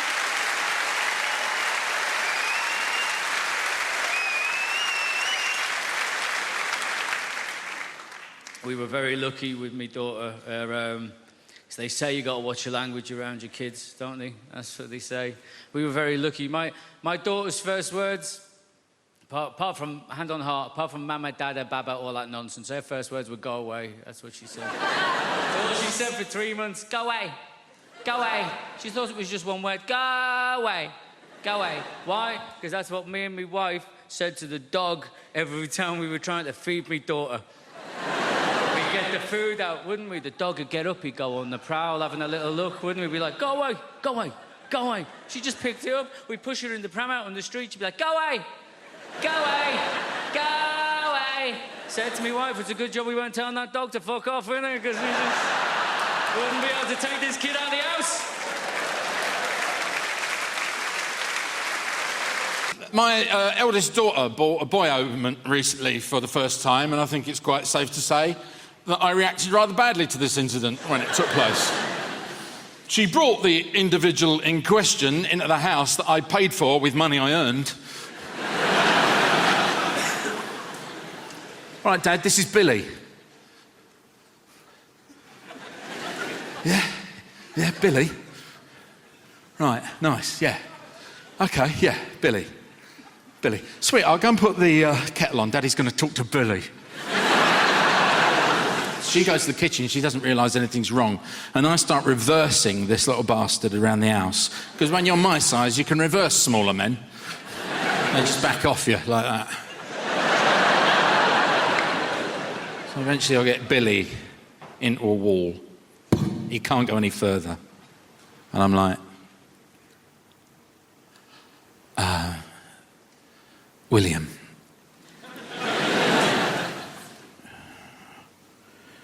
If you as much as touch her, I will cut you. At which point, young Billy started crying. But that is 6-year-olds for you, because they can't really, you know?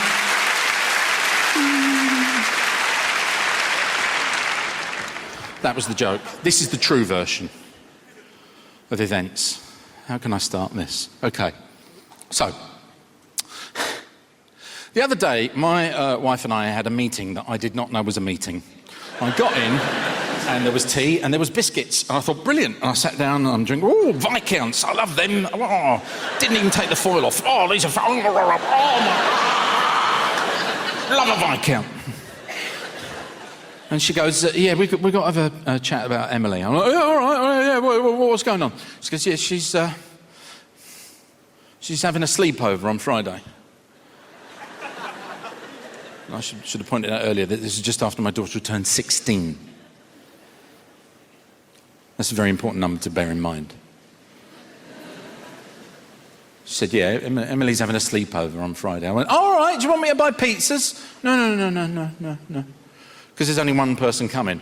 Oh, right. Right, shall I just buy one pizza? Stop talking about pizza.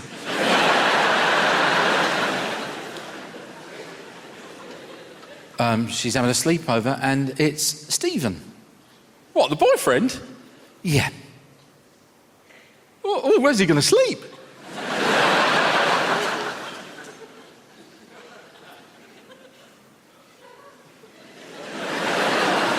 In Emily's room. Where's she going to sleep? I've got the memory of an elephant. I remember one time I went to the zoo and saw an elephant.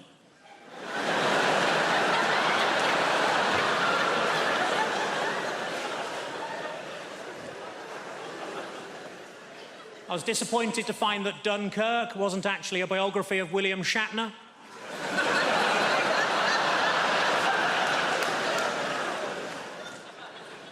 I accidentally kicked my dog early and it bit me on the bollocks. My mate said it's karma. I said, no, if anything, it's even more angry.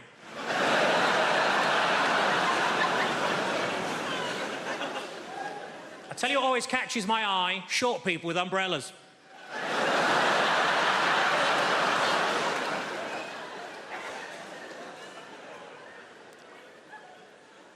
I put on a lot of weight, so I rang up Weight Watchers. I said, it's an emergency, can you send somebody round? And they said, yes, we can, we got loads of them.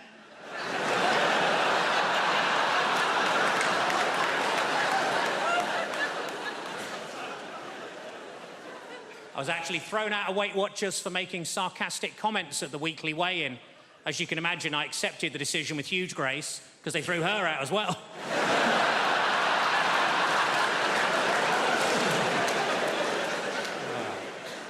I was watching TV, the announcer said there's a documentary about the clitoris on the red button, but I couldn't find it.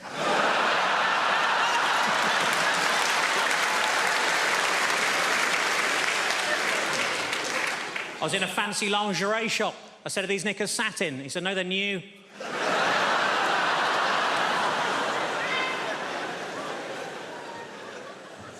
I didn't know what to get my little niece for Christmas, so I asked my sister what she's into. Apparently, at the moment, she's mad about frozen stuff, so I got her some oven chips and peas. It's been a tough week. I got myself a memory foam mattress, and now it's trying to blackmail me.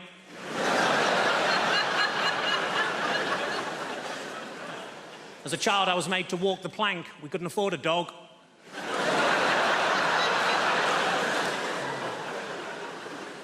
I went on a positive thinking course. It was shit. You would be. And it was half empty. The area in a Nando's between the front and back door is called the peri-perineum.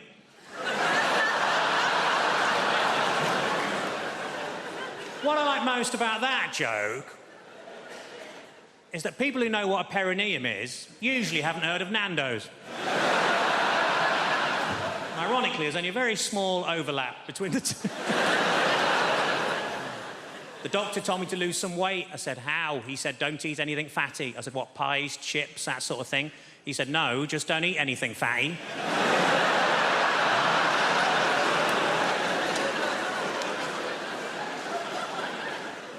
Old lady names are very much back in fashion at the minute, like Lily or Elsie or Rose, and we wanted something like that for our daughter, but we couldn't decide, so in the end we just called her Nan. So we should grow into it.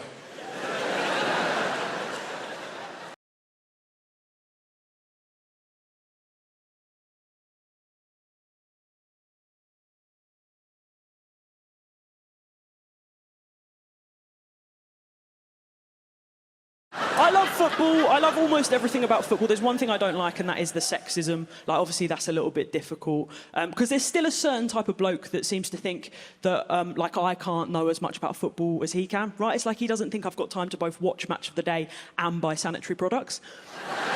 But the key thing about that is you stockpile in the summer.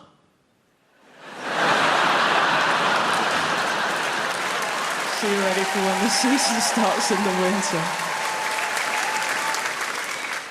I love these guys, though. I call them the proper footballing geezers. You've probably seen them knocking around. They're big guys, massive fucking heads, big thick neck veins where they store all of their repressed emotions. Weirdly, they're always very active on Twitter for some reason. And they'll always have a Twitter handle, which is like @MillwallMike69. And then you'll click onto their Twitter profile and their bio will always say something like, love my kids, hate nonces. And you're sort of thinking, come on, Mike, pick a side.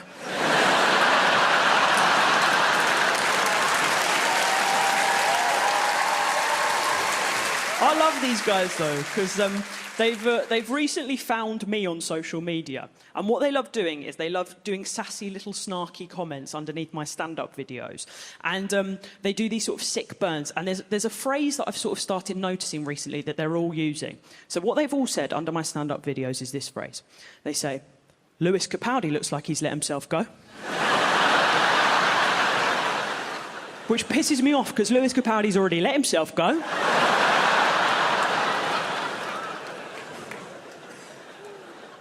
I think what they're trying to do by comparing me to a plus-sized man is to imply that I'm ugly.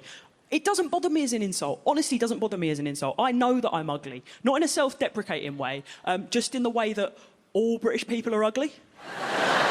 Do you know this? You are absolutely vile. I'm sorry if you don't know this, you're absolutely vile, OK? And I didn't know this until recently when I started travelling outside of the UK in the last couple of years. Everything they say about us is true. Okay? But it's not your fault. The reason that we're ugly is because, and I'm specifically talking about white British people here, I don't want to draw anyone else into our ugly mess. The reason that we're ugly is because back in the day, the Vikings came over, stole all of our hot women, took them back to mainland Europe, which is why everyone in Sweden is smoking hot, and we look like someone put a wig on some Billy Bear ham.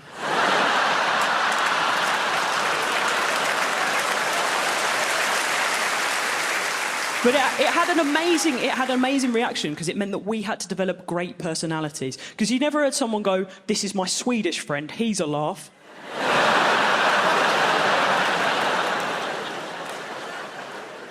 So I would say that I'm British hot, which is ugly but a hoot. So I love football, as I say, and I kind of get these blokes that are a bit toxic, because football makes me toxic too. I do worry about my toxicity, though. Like, I've got a girlfriend now, and I don't let her watch me watch the football, because she saw me watch the football once, it almost ruined our relationship before it had even started. So what happened was, she came into the living room, she said to me, Chloe, why are you laughing? And I had to explain that Chelsea had just gone 3-2 down, and the camera had panned to a crying child. I hated teaching, and it's a brilliant, wonderful, noble profession, obviously, teaching. I hated it because I didn't want to do it. The only thing that got me through those years were children, because some of you parents will know, children are wonderful and weird. I used to teach a class in North London. You'll think I'm exaggerating this. I'm not. This is just one class I'm talking about. They were the strangest group of human beings I have ever seen assembled in one place, right? They were the strangest group of human beings ever in one. I include all of the series of Big Brother in that. Right? I'll talk you through some of them. There was a child called Marwood in that class, which isn't a real name, let's be honest. He was absolutely on a different planet to the rest of us. I'll prove it. I once said to him, Marwood, what are you going to do when you leave school? Straight away, he said, well, I'm going to be one of two things, sir. I'm going to be a gynecologist or a train driver. I said, they're rather contrasting professions, Marwood. This is only funny if you believe me wasn't trying to be funny at this point. He went, yeah, they are, aren't they, sir? I suppose at the end of the day, I just like tunnels. Fortunately, there was a child in that class that made up for all of them. Her name was Karen Powell. She was my favourite student of all time. She was 11 years of age, this big, and had two fascinating characteristics. Number one, her internal compass was buggered, right? So she was 10 minutes late to every single lesson, and the school wasn't that big. 10 minutes late. The second was, even though she was 11, she spoke, for reasons best known to our creator, like a repressed 1940s housewife. And you think I'm exaggerating this? I am not exaggerating it. She would come into my class like this. Hello, sir, how are you today? I say, I'm fine, thanks, Karen. How are you? She goes, yes, I'm very well, thanks. I say, I'm very much looking forward to today's improvisation. I'll give you an example of her compass. She came to see me after a lesson. This is all verbatim quote. She went, excuse me, sir, can I have a word with you, please? And of course you can, Karen. What's the problem? Because I just wanted to say that I thought my performance in your lesson today was a little below par. I said, really? I thought you were great. No, I thought my use of characterization was paper thin. Thought the way I moved around the space was appalling. And my group work was something to be condemned, and I would like to offer you my most humble of apologies. I said, you listen to me, Karen Powell. You never need to apologise to me. You are my favourite pupil because you make me laugh my head off. Now go outside and enjoy your lunchtime. You've deserved it. She said, you know what? I think I will. I turned round at that point to do a little bit of admin, ladies and gentlemen. Karen was then faced with a choice. She could leave my room via the only exit, or she could go into my costume cupboard. I don't know what happened, but for safety, I'll tell you this. I locked my costume cupboard before I went for my lunch, then I went away for a whole hour.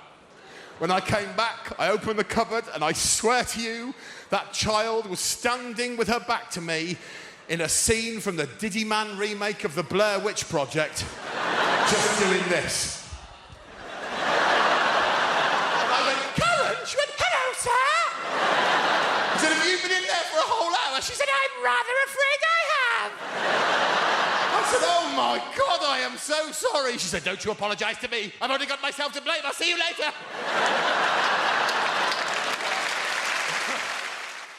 But here's the thing about being married a very long time. You get to know each other so well, right? I mean, my husband knows me well. I know my husband so well at this point that we can have a full-blown argument from start to finish, and he's not even home. You know? So, this year, I have been married 21 years. Thank you. Thank you. I know it looks like I could have been a child bride, which, where I'm from, totally possible. Anyway, I wasn't a child bride. Anyway, so 21 years. And here's what I've learned in 21 years. That to stay married and stay happy, because it's not naturally the same thing, to stay married and stay happy, what you must do is keep your focus on what is important. Keep your focus on what is important. Let everything else fall away. See, I'll explain. The other day, my husband and I were having an argument, a face-to-face one, the one where he's actually at home. So we're having an argument, and, I say argument. The fact is, after 21 years, my husband and I don't really have arguments. We have throwdowns. You know, throwdown, like MMA level. Do you know what MMA is, sir? Yeah, marriage martial arts. Proper MMA, no matter what the topic, my husband and I both always bring it for everything. Because we know that after 21 years and 3 kids, nobody's fucking going anywhere. Right? We are just trying to get to the end of this somehow.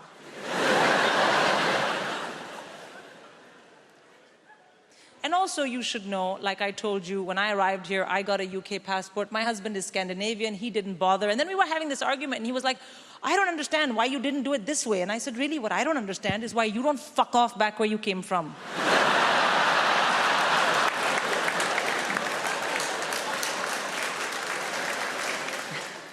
Apollo, I cannot lie to you, it felt pretty good. Oh my God, what a great phrase. I am totally on board with it now. Knock yourselves out. Such a good feeling it gives you afterwards, you know? The problem was it bothered our children a little bit because we were having lunch. It was Sunday. Our youngest child, she said, oh no, Mama said the F word. And I said, oh darling, you're right, I did. But you know what? When you grow up and meet the man of your dreams, so will you. And then my teenage son said something, but let me explain, ladies and gentlemen. Between 45 to 85% of what this child says, I don't understand. Because he's a teenager. He just looked at me and said, why so salty, bro? And then our middle child, apart from being somewhat fractured, she's also very woke. By which I mean she doesn't understand the difference between racism and a joke about racism. So she got very upset and she said, you can't say that to Dad, that's racist. And I said, racist? look at my face. I can't be racist. Everybody knows only white people are racist. Oh, she got angry. She stomped out of the room. And I was like, oh, come on, darling. Sorry, it was a joke. I know, you're half white. Oops. I started learning French really young at the age of 8 or something in primary school, and our French teacher, to help it sink in our brains, used to play little games with us. And one of the games was that we had to draw a name out of the hat, and that would be our French name for the rest of term, yeah? So I withdrew Marcel, and she taught me that if anyone ever asked the question, comment tu t'appelles, my response should be, je m'appelle Marcel, right? Now, I got all the way to degree level and 2 trips to Paris with that knowledge, and no one ever corrected me. And I went in on my first day of the lecture, and the professor goes, bonjour, comment tu t'appelles? I thought, well, this is going to be a very easy course.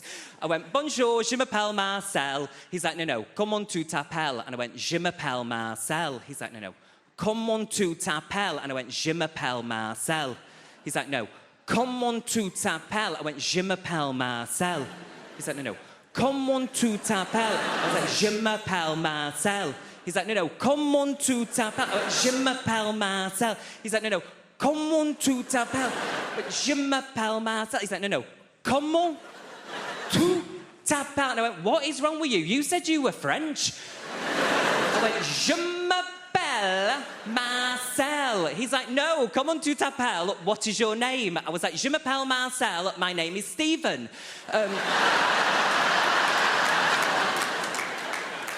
Educated. And as part of our course, yeah, we had to do a year abroad. Hold on. Gap year.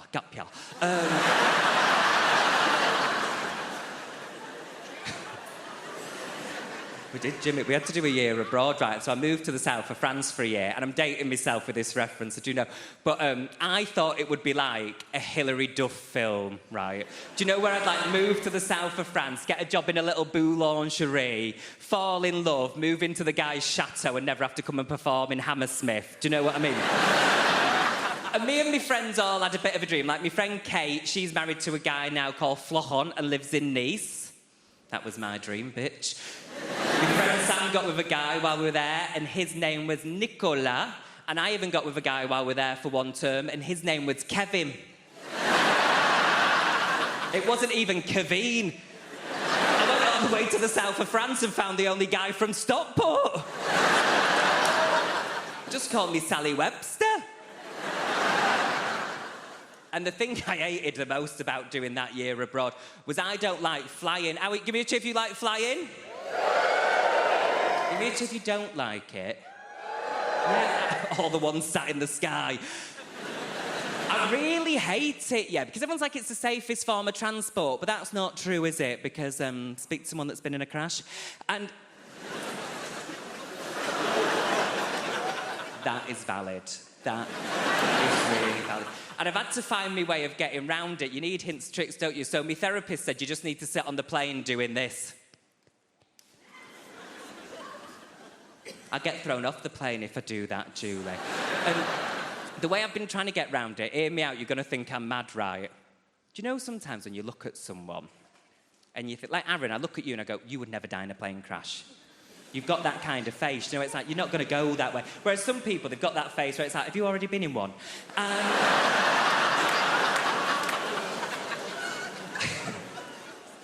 I flew to Dublin this year, and it was the best flight I'd ever had, right? Because I found someone like you, Aaron. I found someone. Peter Barlow from Coronation Street was on the flight, and I thought, Peter Barlow's not going to die in a Ryanair flight. He's already been through too much.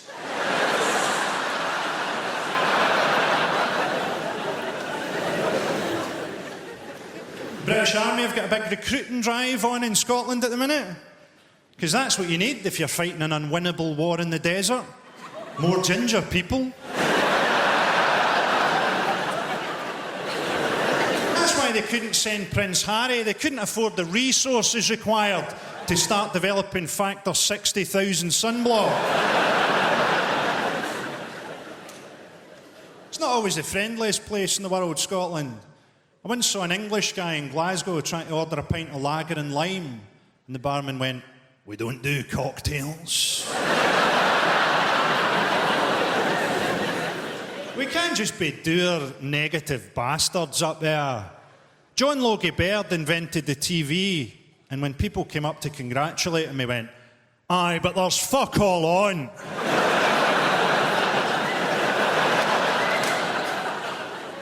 We're looking forward to the Olympics in London. I'll take that as a no.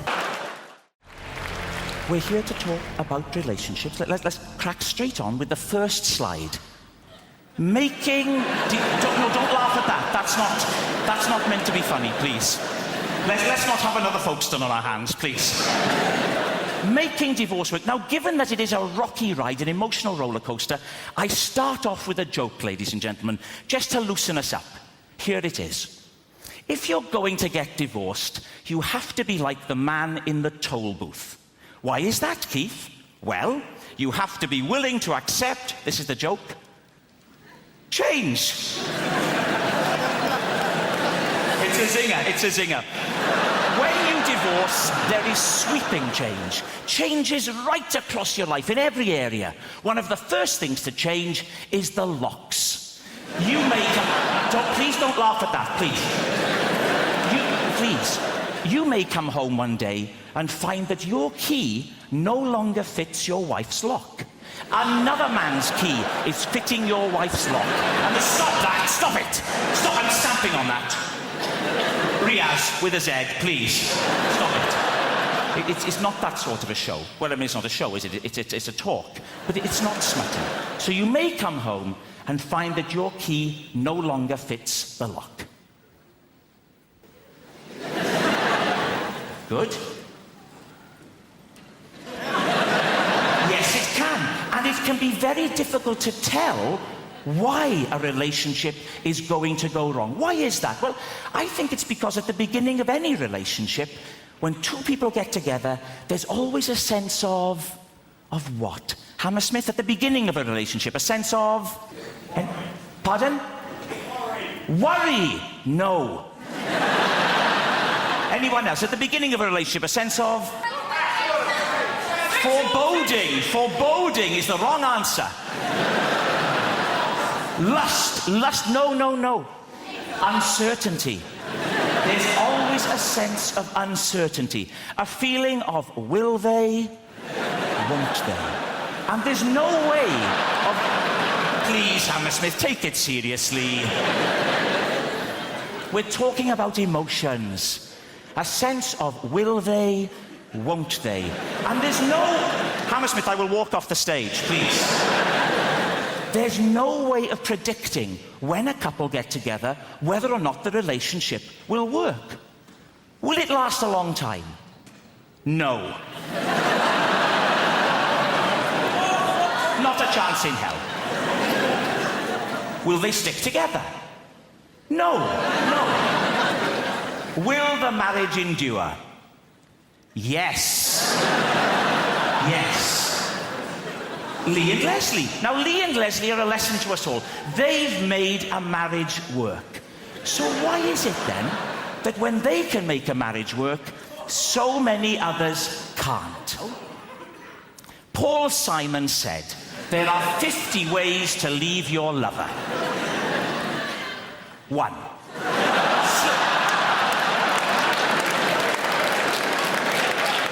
Hammersmith, time out.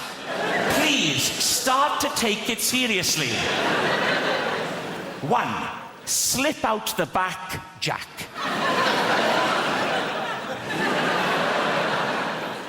2. Make a new plan, Stan. And 48 others. I was in France a couple of years ago. Had to stop to use the loo at a little service station by the road.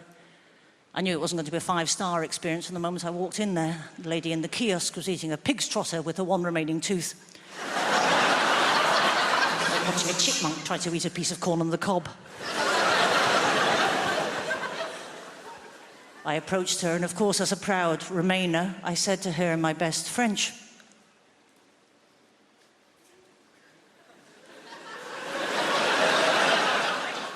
Où est le bug? She went, it's round the back. It is round the back. So I went round the back. And there it was, a little shed. I thought, here we go. And I opened the door. Voila! Squatty potty! Throw up, France! Anyway, there was nowhere else to go, so I had to go in. I had to use it. So I went in and I closed the door, and it was brilliant because somebody had attached a rope to the back of the door. So you could essentially abseil down into the squatting pool.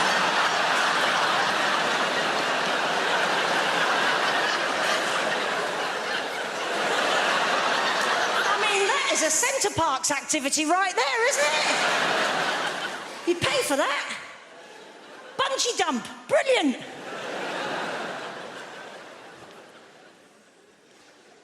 I did notice I was getting a little bit more nervous as a traveller on recent flights I've taken.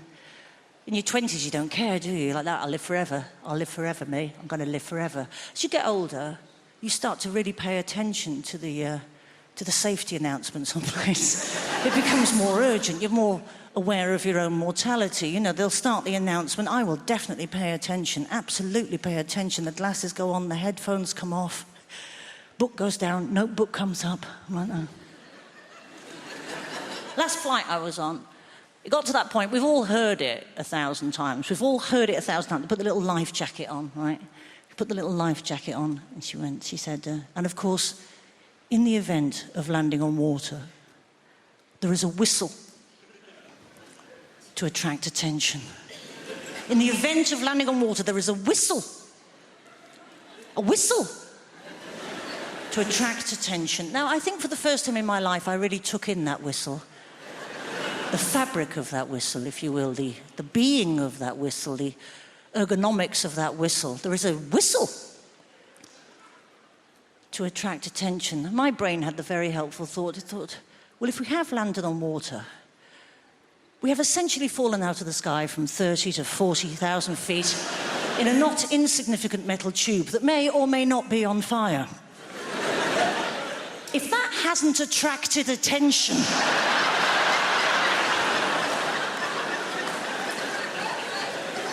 if everybody in the surrounding area has managed not to notice... and you are then reliant on... I got this.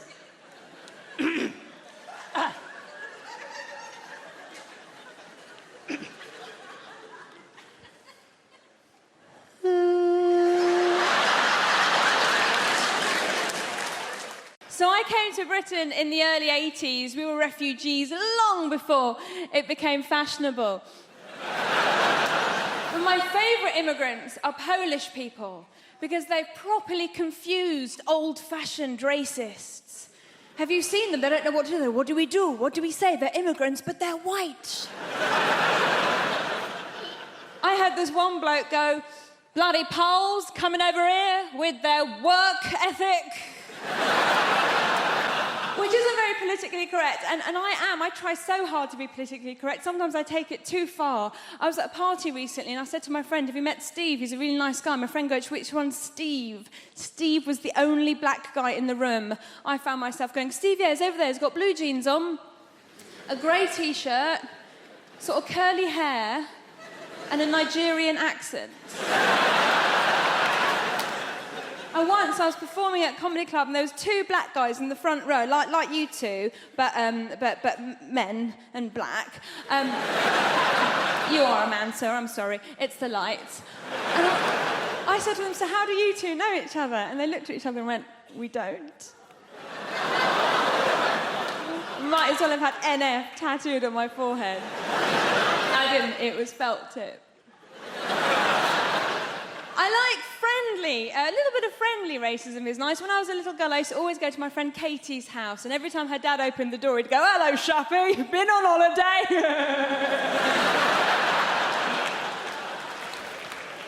So, I have a little boy, I have a baby boy, I'm a mum, and I'm looking at you, some of you are so young, I could be your mummy if I lived somewhere rural. Like a lot of women, I got to my 30s and I thought, I've got to have a baby now. Why, my mum's still young enough to look after it for me.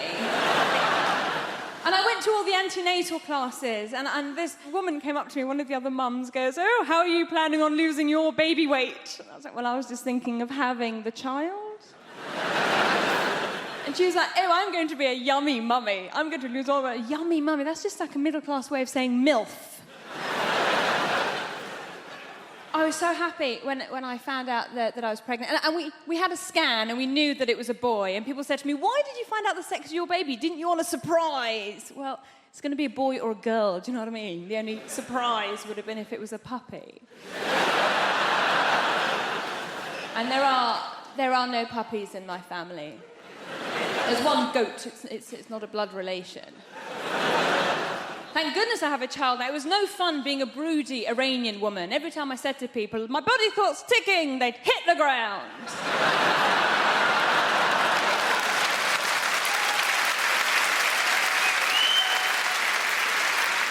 So with all that going on, when I did find out I was pregnant, I was so delighted. I thought, I am going to fill this child's life up with love and hope and understanding. My husband's reaction was slightly different. He walked around going, "Woohoo!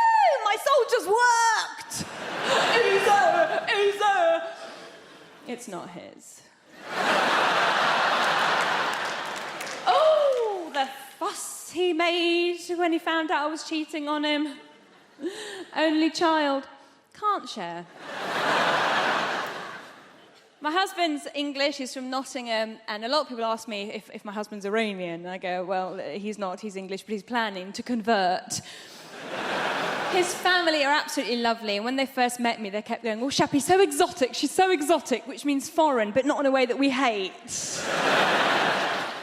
I think often a lot of people don't realise there's an actual person behind somebody's disability. And I experienced this, right, firsthand when I got lost in a park in Glasgow. I came off the path. I was in the bushes. Right, looking like a proper creepy weirdo. And I heard this guy aggressively running over at me, shouting, "Oi, you!" And I turned to face him. And he stopped dead in his tracks, went, "Oh, sorry, pal.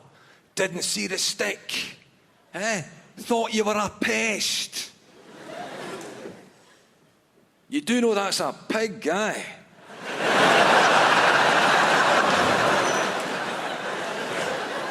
Yes. People only see my disability. I should see how much I can get away with. Do you know what I mean? Like, how much of a blind wronging can I be? Just go into a supermarket, blatantly shoplift a coat. I get busted trying to leave through the plate glass window again. Security guard. "Excuse me, sir, is that your coat?" "Yes, do you mind taking the security tag off it?" "Certainly, sir. Can I just see your receipt?" Like, big innocent face. Hand him a blank bit of bog roll.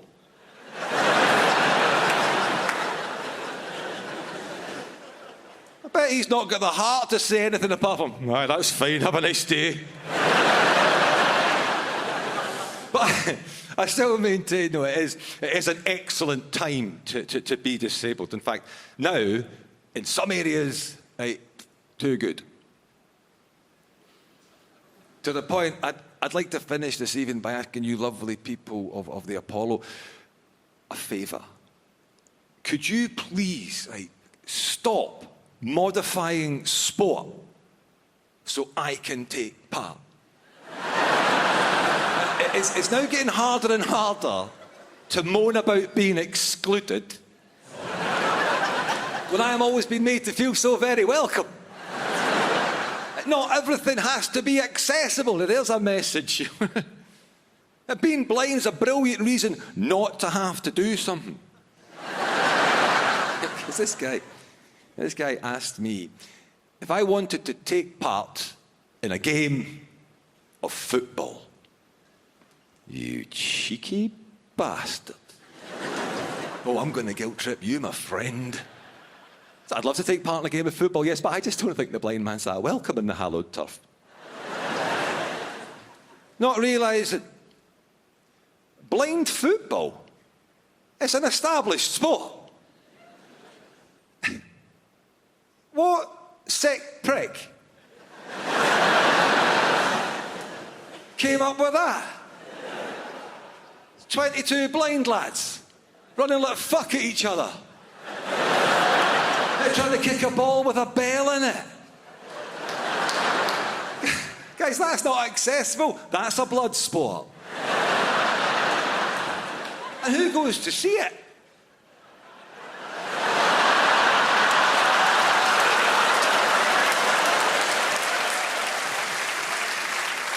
But I did. I played my part. I took part in one game. Yeah, they put me in goals. But I learned one thing. Like, in flight, a ball with a bell in it is silent. But I think women should just let it out. It's a big day in a girl's life when she can freely let rip in front of her bloke. It is. I think women should be having I farted in front of my boyfriend for the first time parties. I do. I think they should be ringing up their mums, just going, Mum, I've got something to tell you. Oh, darling, what is it? What is it? What is it? What is it? I just did a fart in front of Tom. Oh, darling, that's wonderful news, wonderful news. And what did he say? He didn't say anything. He just laughed and farted back. My little girl's all grown up. Meanwhile, Dad will be in the background just going, women are farting far too early in front of their boyfriends these days. It was 18 months before your mother even trumped in my direction. 6 months before she'd take a dump in the house when I was around. Yes. And also, I'll tell you something else we pretend as well. We keep the lady garden quite tidy, us girls, don't we, in the early stages? We all do little tricks with it. Look, it's the strip, it's the Brazilian. Oh, look, I put a hat on it, it's the Mexican. Like we do. We do all that in the early stages, and then after about a year, it looks like the back of the wardrobe that leads to Narnia. Well, if he wants it, he's going to have to work for it.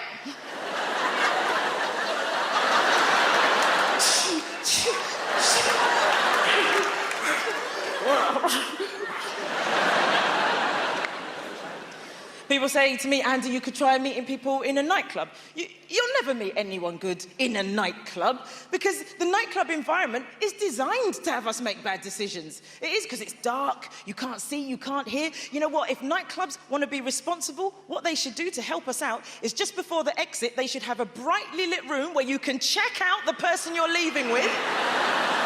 Yes, they should. They should call it the Have a Sodding Word with Yourself lounge.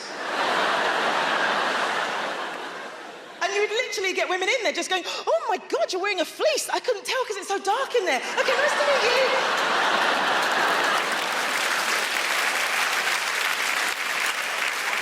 But listen, if you meet somebody online, what I'm going to say is there's some safety things to take into consideration. Now, I met somebody through Twitter, just the once. I'll never do it again. And it was the most irresponsible thing I think I've ever done. And I spoke to a friend about it before we met up, and I said, listen, I've met this guy, and we seem to really like each other, and we're talking about meeting up. What do you reckon? Should I meet him? And before my mate even had a chance to say anything, I said, you know what? I am going to meet this guy. You know why? Because life's too short. And my mate just went, yeah, you're going to find out how short. And my mum says, she says, look, if you go on these dates, make sure you meet in a public place, okay? And I'm just going to add something to that. Public place, brill. Public house, excellent. Public toilet. Never meet in a public toilet. No good can come of it. Unless it's, you know them space-age toilets that they have outside, where you put the money in, press the button, and then the door opens. You know why?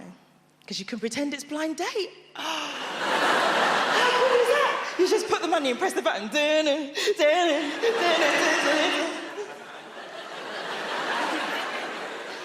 And if you don't like it, just press the button really quickly.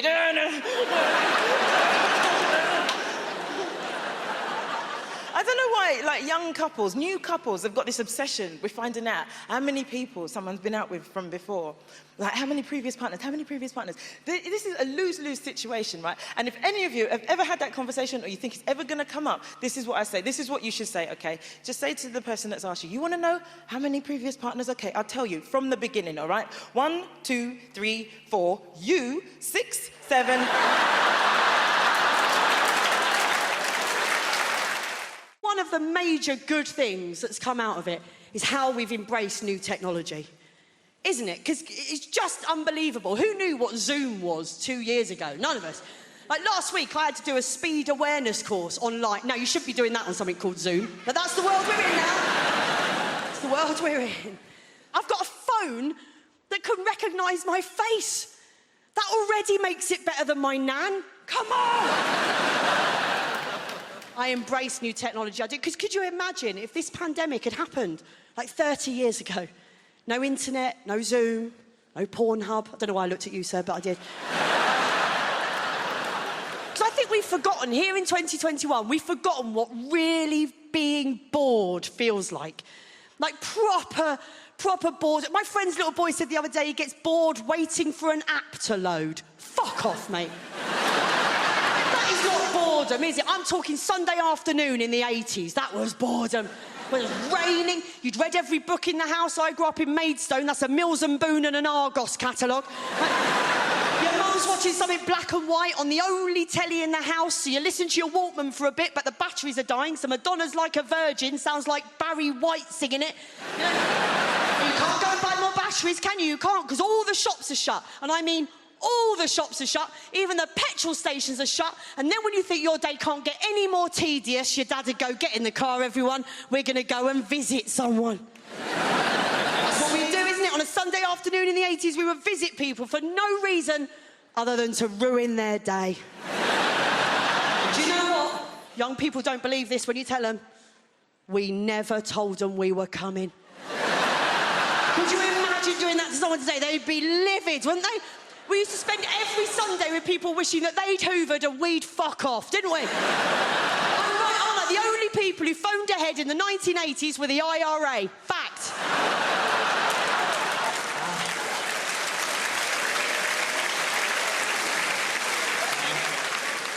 I wouldn't be a teenager now, though, would you?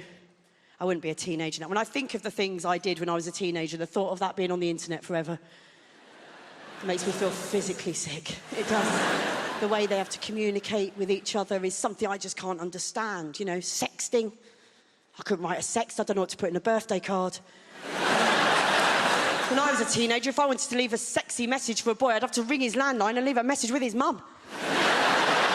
You're into what, dear? All over your what? Different times, isn't it? Different times. There was a boy I fancied at school. I couldn't text him to write him a note, stick it in his school bag. And I'd make him a mixtape.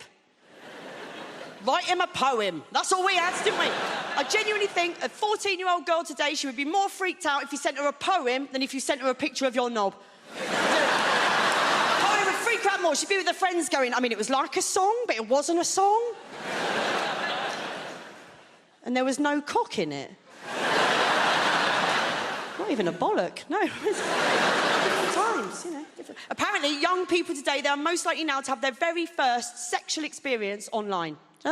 By FaceTime or Skype. They're not even in the same room. You've got one teenager in this house on their phone and the other teenager in this house on their phone, and that's how they're having their first sexual experience. And I just think, do you know what? Getting fingered behind a caravan at a fairground is not ideal.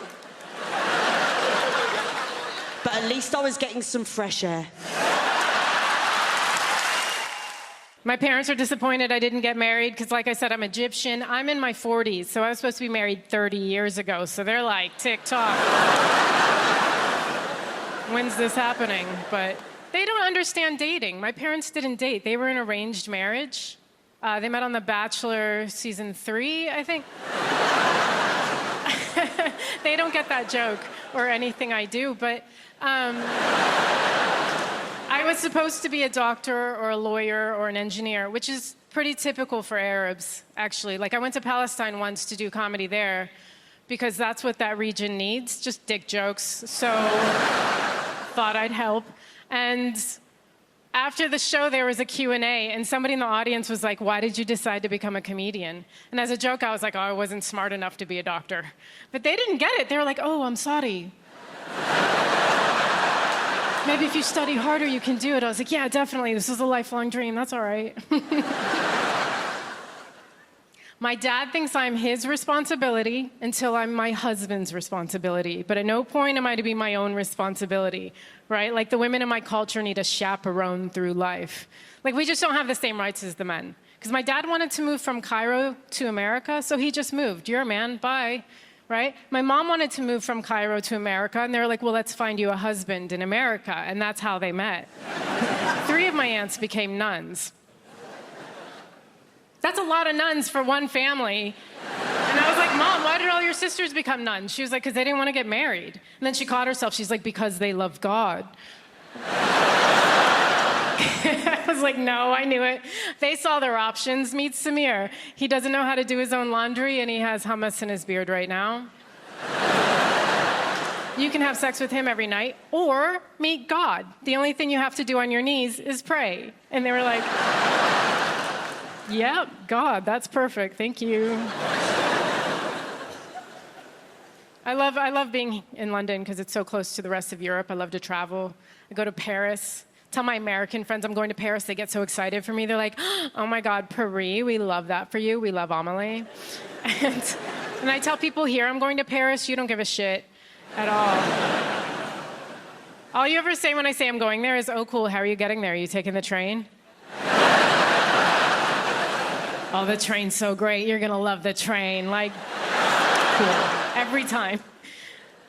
How are you getting there? You taking the train? Oh, the train is so great. Like, so is Paris. Why can't I talk about Paris? What?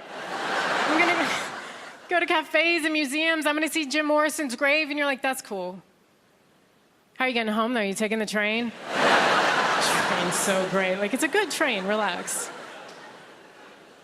It's good to vomit on. And last time I was there, this Parisian man walks right up to me. He was like, you have fire. This is why I love the French. What a thing to say to a stranger. You have fire? Yeah, you're damn right I have fire, sir. Right? I'm a strong, independent woman. I'm a comedian. He didn't know any of this, but he must have just seen something in me, like my aura, and he had to come up and be like, you have fire. Turns out he was just looking for a lighter. Cable was the more middle-class option. Yes, no, we don't want a satellite dish sticking out the side of our house. No, thank you. I think it looks really quite naff, yeah. Whereas the working class, the satellite dish was the key selling point. If you're paying £25 a month, you want your neighbours to know that you are better than them. Now, we had Sky through a dish, 1997. You could be watching old school Sky in the living room, watching it on the main TV, but you could also go upstairs to the bedroom TVs, turn to a certain channel and watch Sky in the bedroom, but only what the person in the living room was watching. I don't know the intrinsic technical explanation as to why this happened, but it just did. Saturday nights, me and my dad, I'm on the couch, he's in his chair, my mum's in bed, my brother's out with his pals, just me and the old man watching Match of the Day, watching the highlights. It gets to the kind of shite games, and I say, right, I think I'm going to go to bed, Dad. Good night.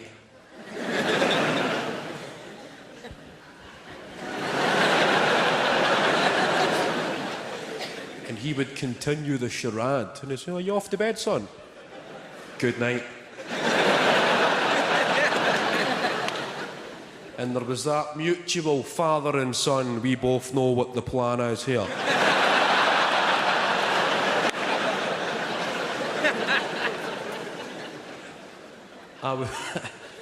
I would casually exit the living room nice and slowly. Good night.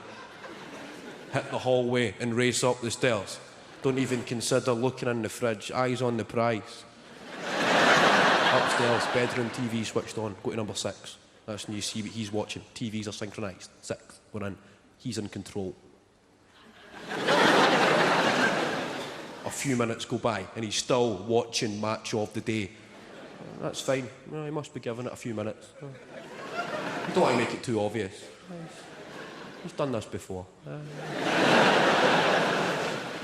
5 minutes go by. He's still watching Match of the Day. I'm thinking, come on, stick to the plan, Andy. I'm looking at the bottom left of the screen, waiting for the numbers to get typed in. The numbers that could make or break the evening's entertainment. Go on, give me your numbers, Andy, come on. 9, that's a good start, 9.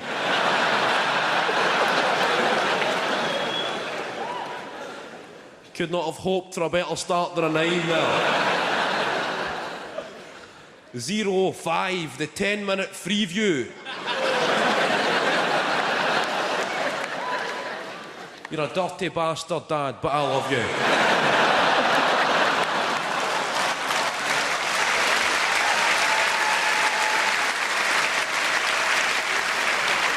So, we've got some celebrities in, as always. Live at the Apollo, who have we got? We've got the EastEnders cast. How are we doing, EastEnders? They're sitting right at the back.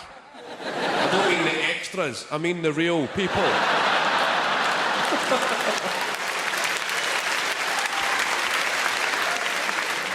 We're trying to get Phil Mitchell. No, where is he? He's up at King's Cross, dressed up as a ladyboy, trying to raise enough money to buy a pot noodle, isn't he? Don't you think it's crazy that... Do you understand the technology for us to hear the pilot? I am actually utilizing it right now. This is the technology for us to hear the pilot. I don't know why we cannot hear. There's no other context where it's acceptable for us not to hear a person. Why are you muffling? If you were looking for an au pair for your kids and a person came over to your house and said, hey man, what's your experience with kids? And then they looked at you and went, ta-da.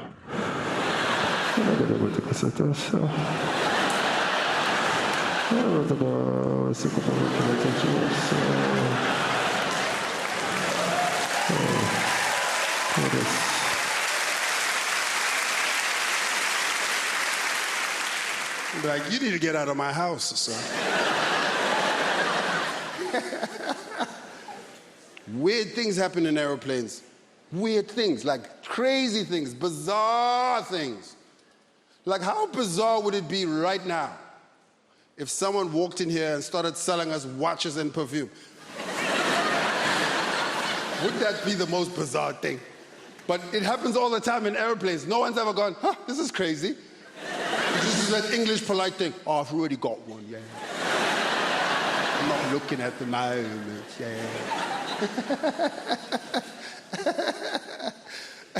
Not every airline should be selling watches, though. Like Ryanair, no business selling watches. You need the watch, Ryanair. Your flight's 7 hours late. And also, why am I buying a 400-pound watch on an 11-pound flight? This makes no sense. Yeah, being in London is cool. I like being in London. One of my favorite things to be in London, there's so much to do. I try to buy a ticket online to watch Wimbledon. Yeah, man. The Wimbledon final, I was like, I'm excited. Went online, it was £3,000. I was like, what? £3,000. Okay, I'm not saying I wouldn't pay £3,000, right? I'm not saying I wouldn't pay £3,000 for a Champions League finals ticket. But I'm not paying £3,000 for a sport where someone is going to tell me, quiet, please.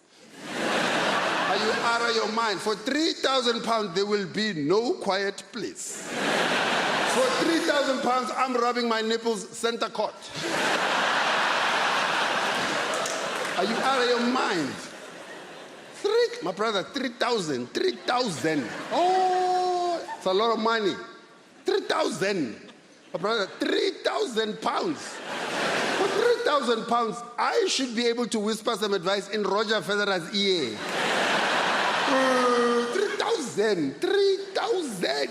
I should be able to walk into the court. Sorry, Roger. Come on, forearm. Let's work on that. Come on. My brother, around 3,000. For 3,000, I should be able to punch a ball boy in the face. 3,000. He'll be walking across, picking up a ball up. Uppercut him in the nose. He'll be so confused. What was that for? I'm like, no, it's part of the package. If you look carefully, I can kick you in the balls. I was such a fat kid. My mother used to buy bathing suits with blowholes in them. It was just... But my parents... I don't want to go into my childhood here because it's wrong. My parents hated me, okay? We're all going to hear the story, aren't we? My parents hated me too.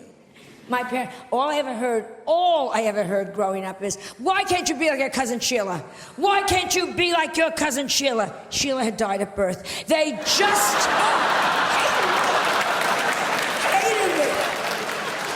Whenever we would go like in front of a street, each parent would take my hand, hold our hand, we're crossing the street, and then they'd swing me into the traffic. They used to say, take candy from strangers. Ask the funny man in the raincoat, does he own a van?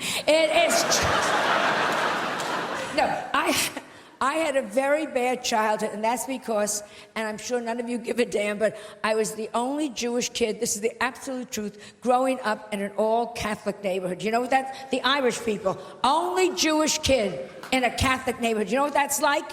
You were all doing Hail Marys, I was doing Hail Murrays. I mean, it was just... No Christmas tree? No Christmas tree. Do you know what that's like when you're the only kid without a Christmas? Because everybody has Christmas trees. And nowadays, it's like, well, we do it for all faiths. That's such bullshit. Yeah, we walk into an office building, and there's a Christmas tree, and there's a menorah. Bullshit. The Christmas tree goes up, up, up, up, up, up, up, up, up, up, up. There's like a little shitty menorah with 2 orange lights that some angry Puerto Ricans lit backwards. I mean, yes! Juan, you lit those lights backwards. Fuck you, you killed our Lord. I mean, it is just... So, I'm at the age where I figure, screw it, I'm gonna have a Christmas tree. I got the biggest Christmas tree I got a 2-story high Christmas tree. I put everything you could think of on that. Up, up, up, up, up, gorgeous, gorgeous, gorgeous. On the bottom, I got the manger. I got the whole goddamn thing going there. The wise men, the sheep. The only thing is, I have the baby, but I'm Jewish. I got him a nanny. It was just, oh yes. And I redressed Mary. She didn't look good. That stupid thing over her head, come on. I put her in a Chanel suit, Manolo Blahniks, and a Louis Vuitton pocketbook. You're the mother of God. Look it. It is just... Am I wrong? If she had looked like that, she would have gotten into the inn. Yes. The point is, it's about looks. Mary, she looked good. She would have done better. Mother Teresa... Oh, don't give me... Oh, Mother Teresa, if she had looked better, she'd be a saint by now. Was she a bow wow? Yes. Did she need electrolysis? Let's talk to each other here. Even lepers were throwing their fingers at her. Here, get away. Because it is all about looks. This is my message, Great Britain. This is my message. Looks count. Education...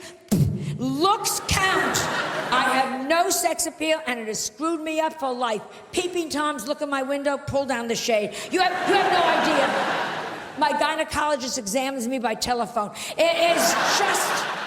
I was on holiday recently. I was on an all-inclusive. We all love an all-inclusive holiday, don't we? Oh, aye. Chips and gateau for breakfast. Yes. I always think it's amazing. I can always identify where people are from on an all-inclusive holiday. It's fascinating for me. Like, the Italians, you can always tell the Italians because they could put on a bag of rags and look amazing. Then you can see the Germans, and they're quiet, and they're reserved. And then there's us, the British.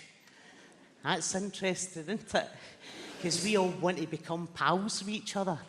I've had a pen pal in Woking for 25 years that I met in Lanzarote. But it was really, really interesting for me because there's a way I can always tell if someone is from the south of England on holiday. And it's I don't need to hear your accent, nothing. The way, number one, I will tell if you are from the south of England is It will be 9 o'clock at night. It's 28 degrees. The moon and the stars are out. And you come out wearing a wee jumper. Because it gets a bit chilly. It's 28 degrees. The moon's out. I'm Scottish. I'm like, past the factor 50 hen. I do not trust the moon burn. Get me the factor 50. Then there's another way I can always tell someone is from the south of England. You and I are on an all-inclusive holiday. We can eat as much as we want. And they will go to the bar and they will order a half pint. No, you can't order a half pint in Scotland. Next time you visit Scotland, try and order a half pint. That is one of the most tense conversations you will ever have. About 3 months ago, I went to a bar in my home city of Glasgow, and I says to the barman, can I have 2 pints of lager and a half pint of lager? And he looked at me, and he went, what was that? I said, it's 2 pints. He went, no, just the last one. I went, it's just a half pint of lager, mate. Hold on. Come here. Tell him. Just the last one. I mean, it's just a half pint of lager. Is that for you? It's for my pal. Huh? Are they on antibiotics?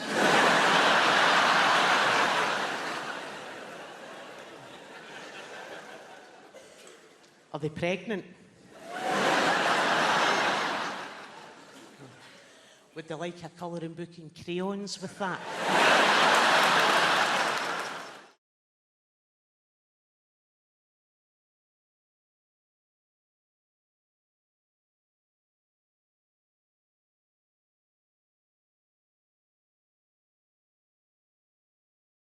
It was actually quite romantic how me and my boyfriend met. It was through a friend in a park, and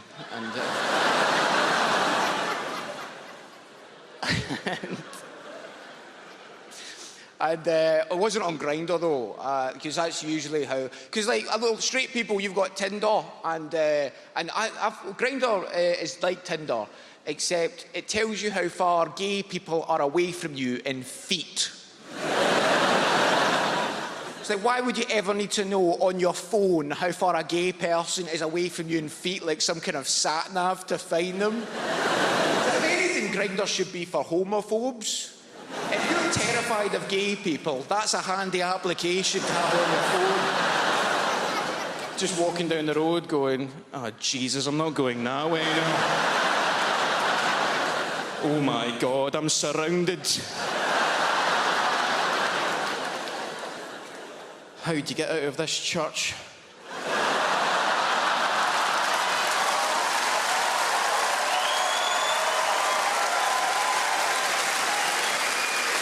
Thank you very much.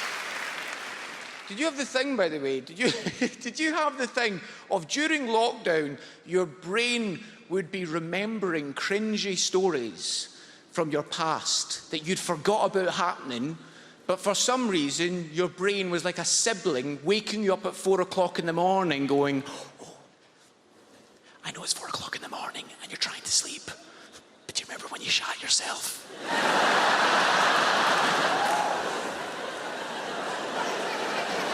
I'll be back in an hour with another one.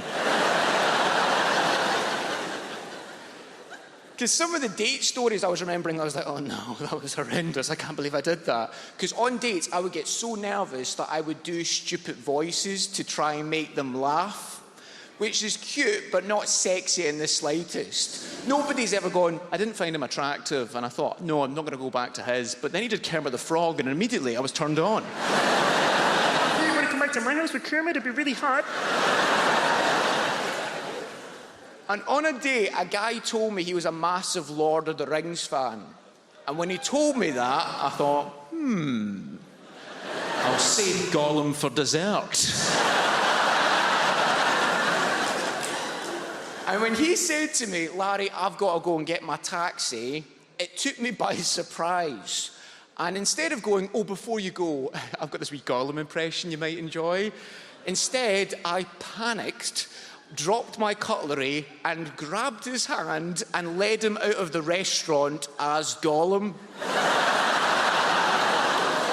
So the last thing he can remember of me, and everyone else in the restaurant can remember of me, is me going, come with me, master. Stupid fat Toby needs to go and get a taxi. Oh, but no, we don't want master to leave us. Precious master, don't abandon your Smeagol. And halfway through doing it, I became more self-aware. And I looked up at him and I thought, he's not finding this funny at all. But I thought, it's going to be weirder if I stop halfway through. Because if anything, that's more creepy, going, master, please don't leave me, no. Nice meeting you, man. Let's do this again sometime.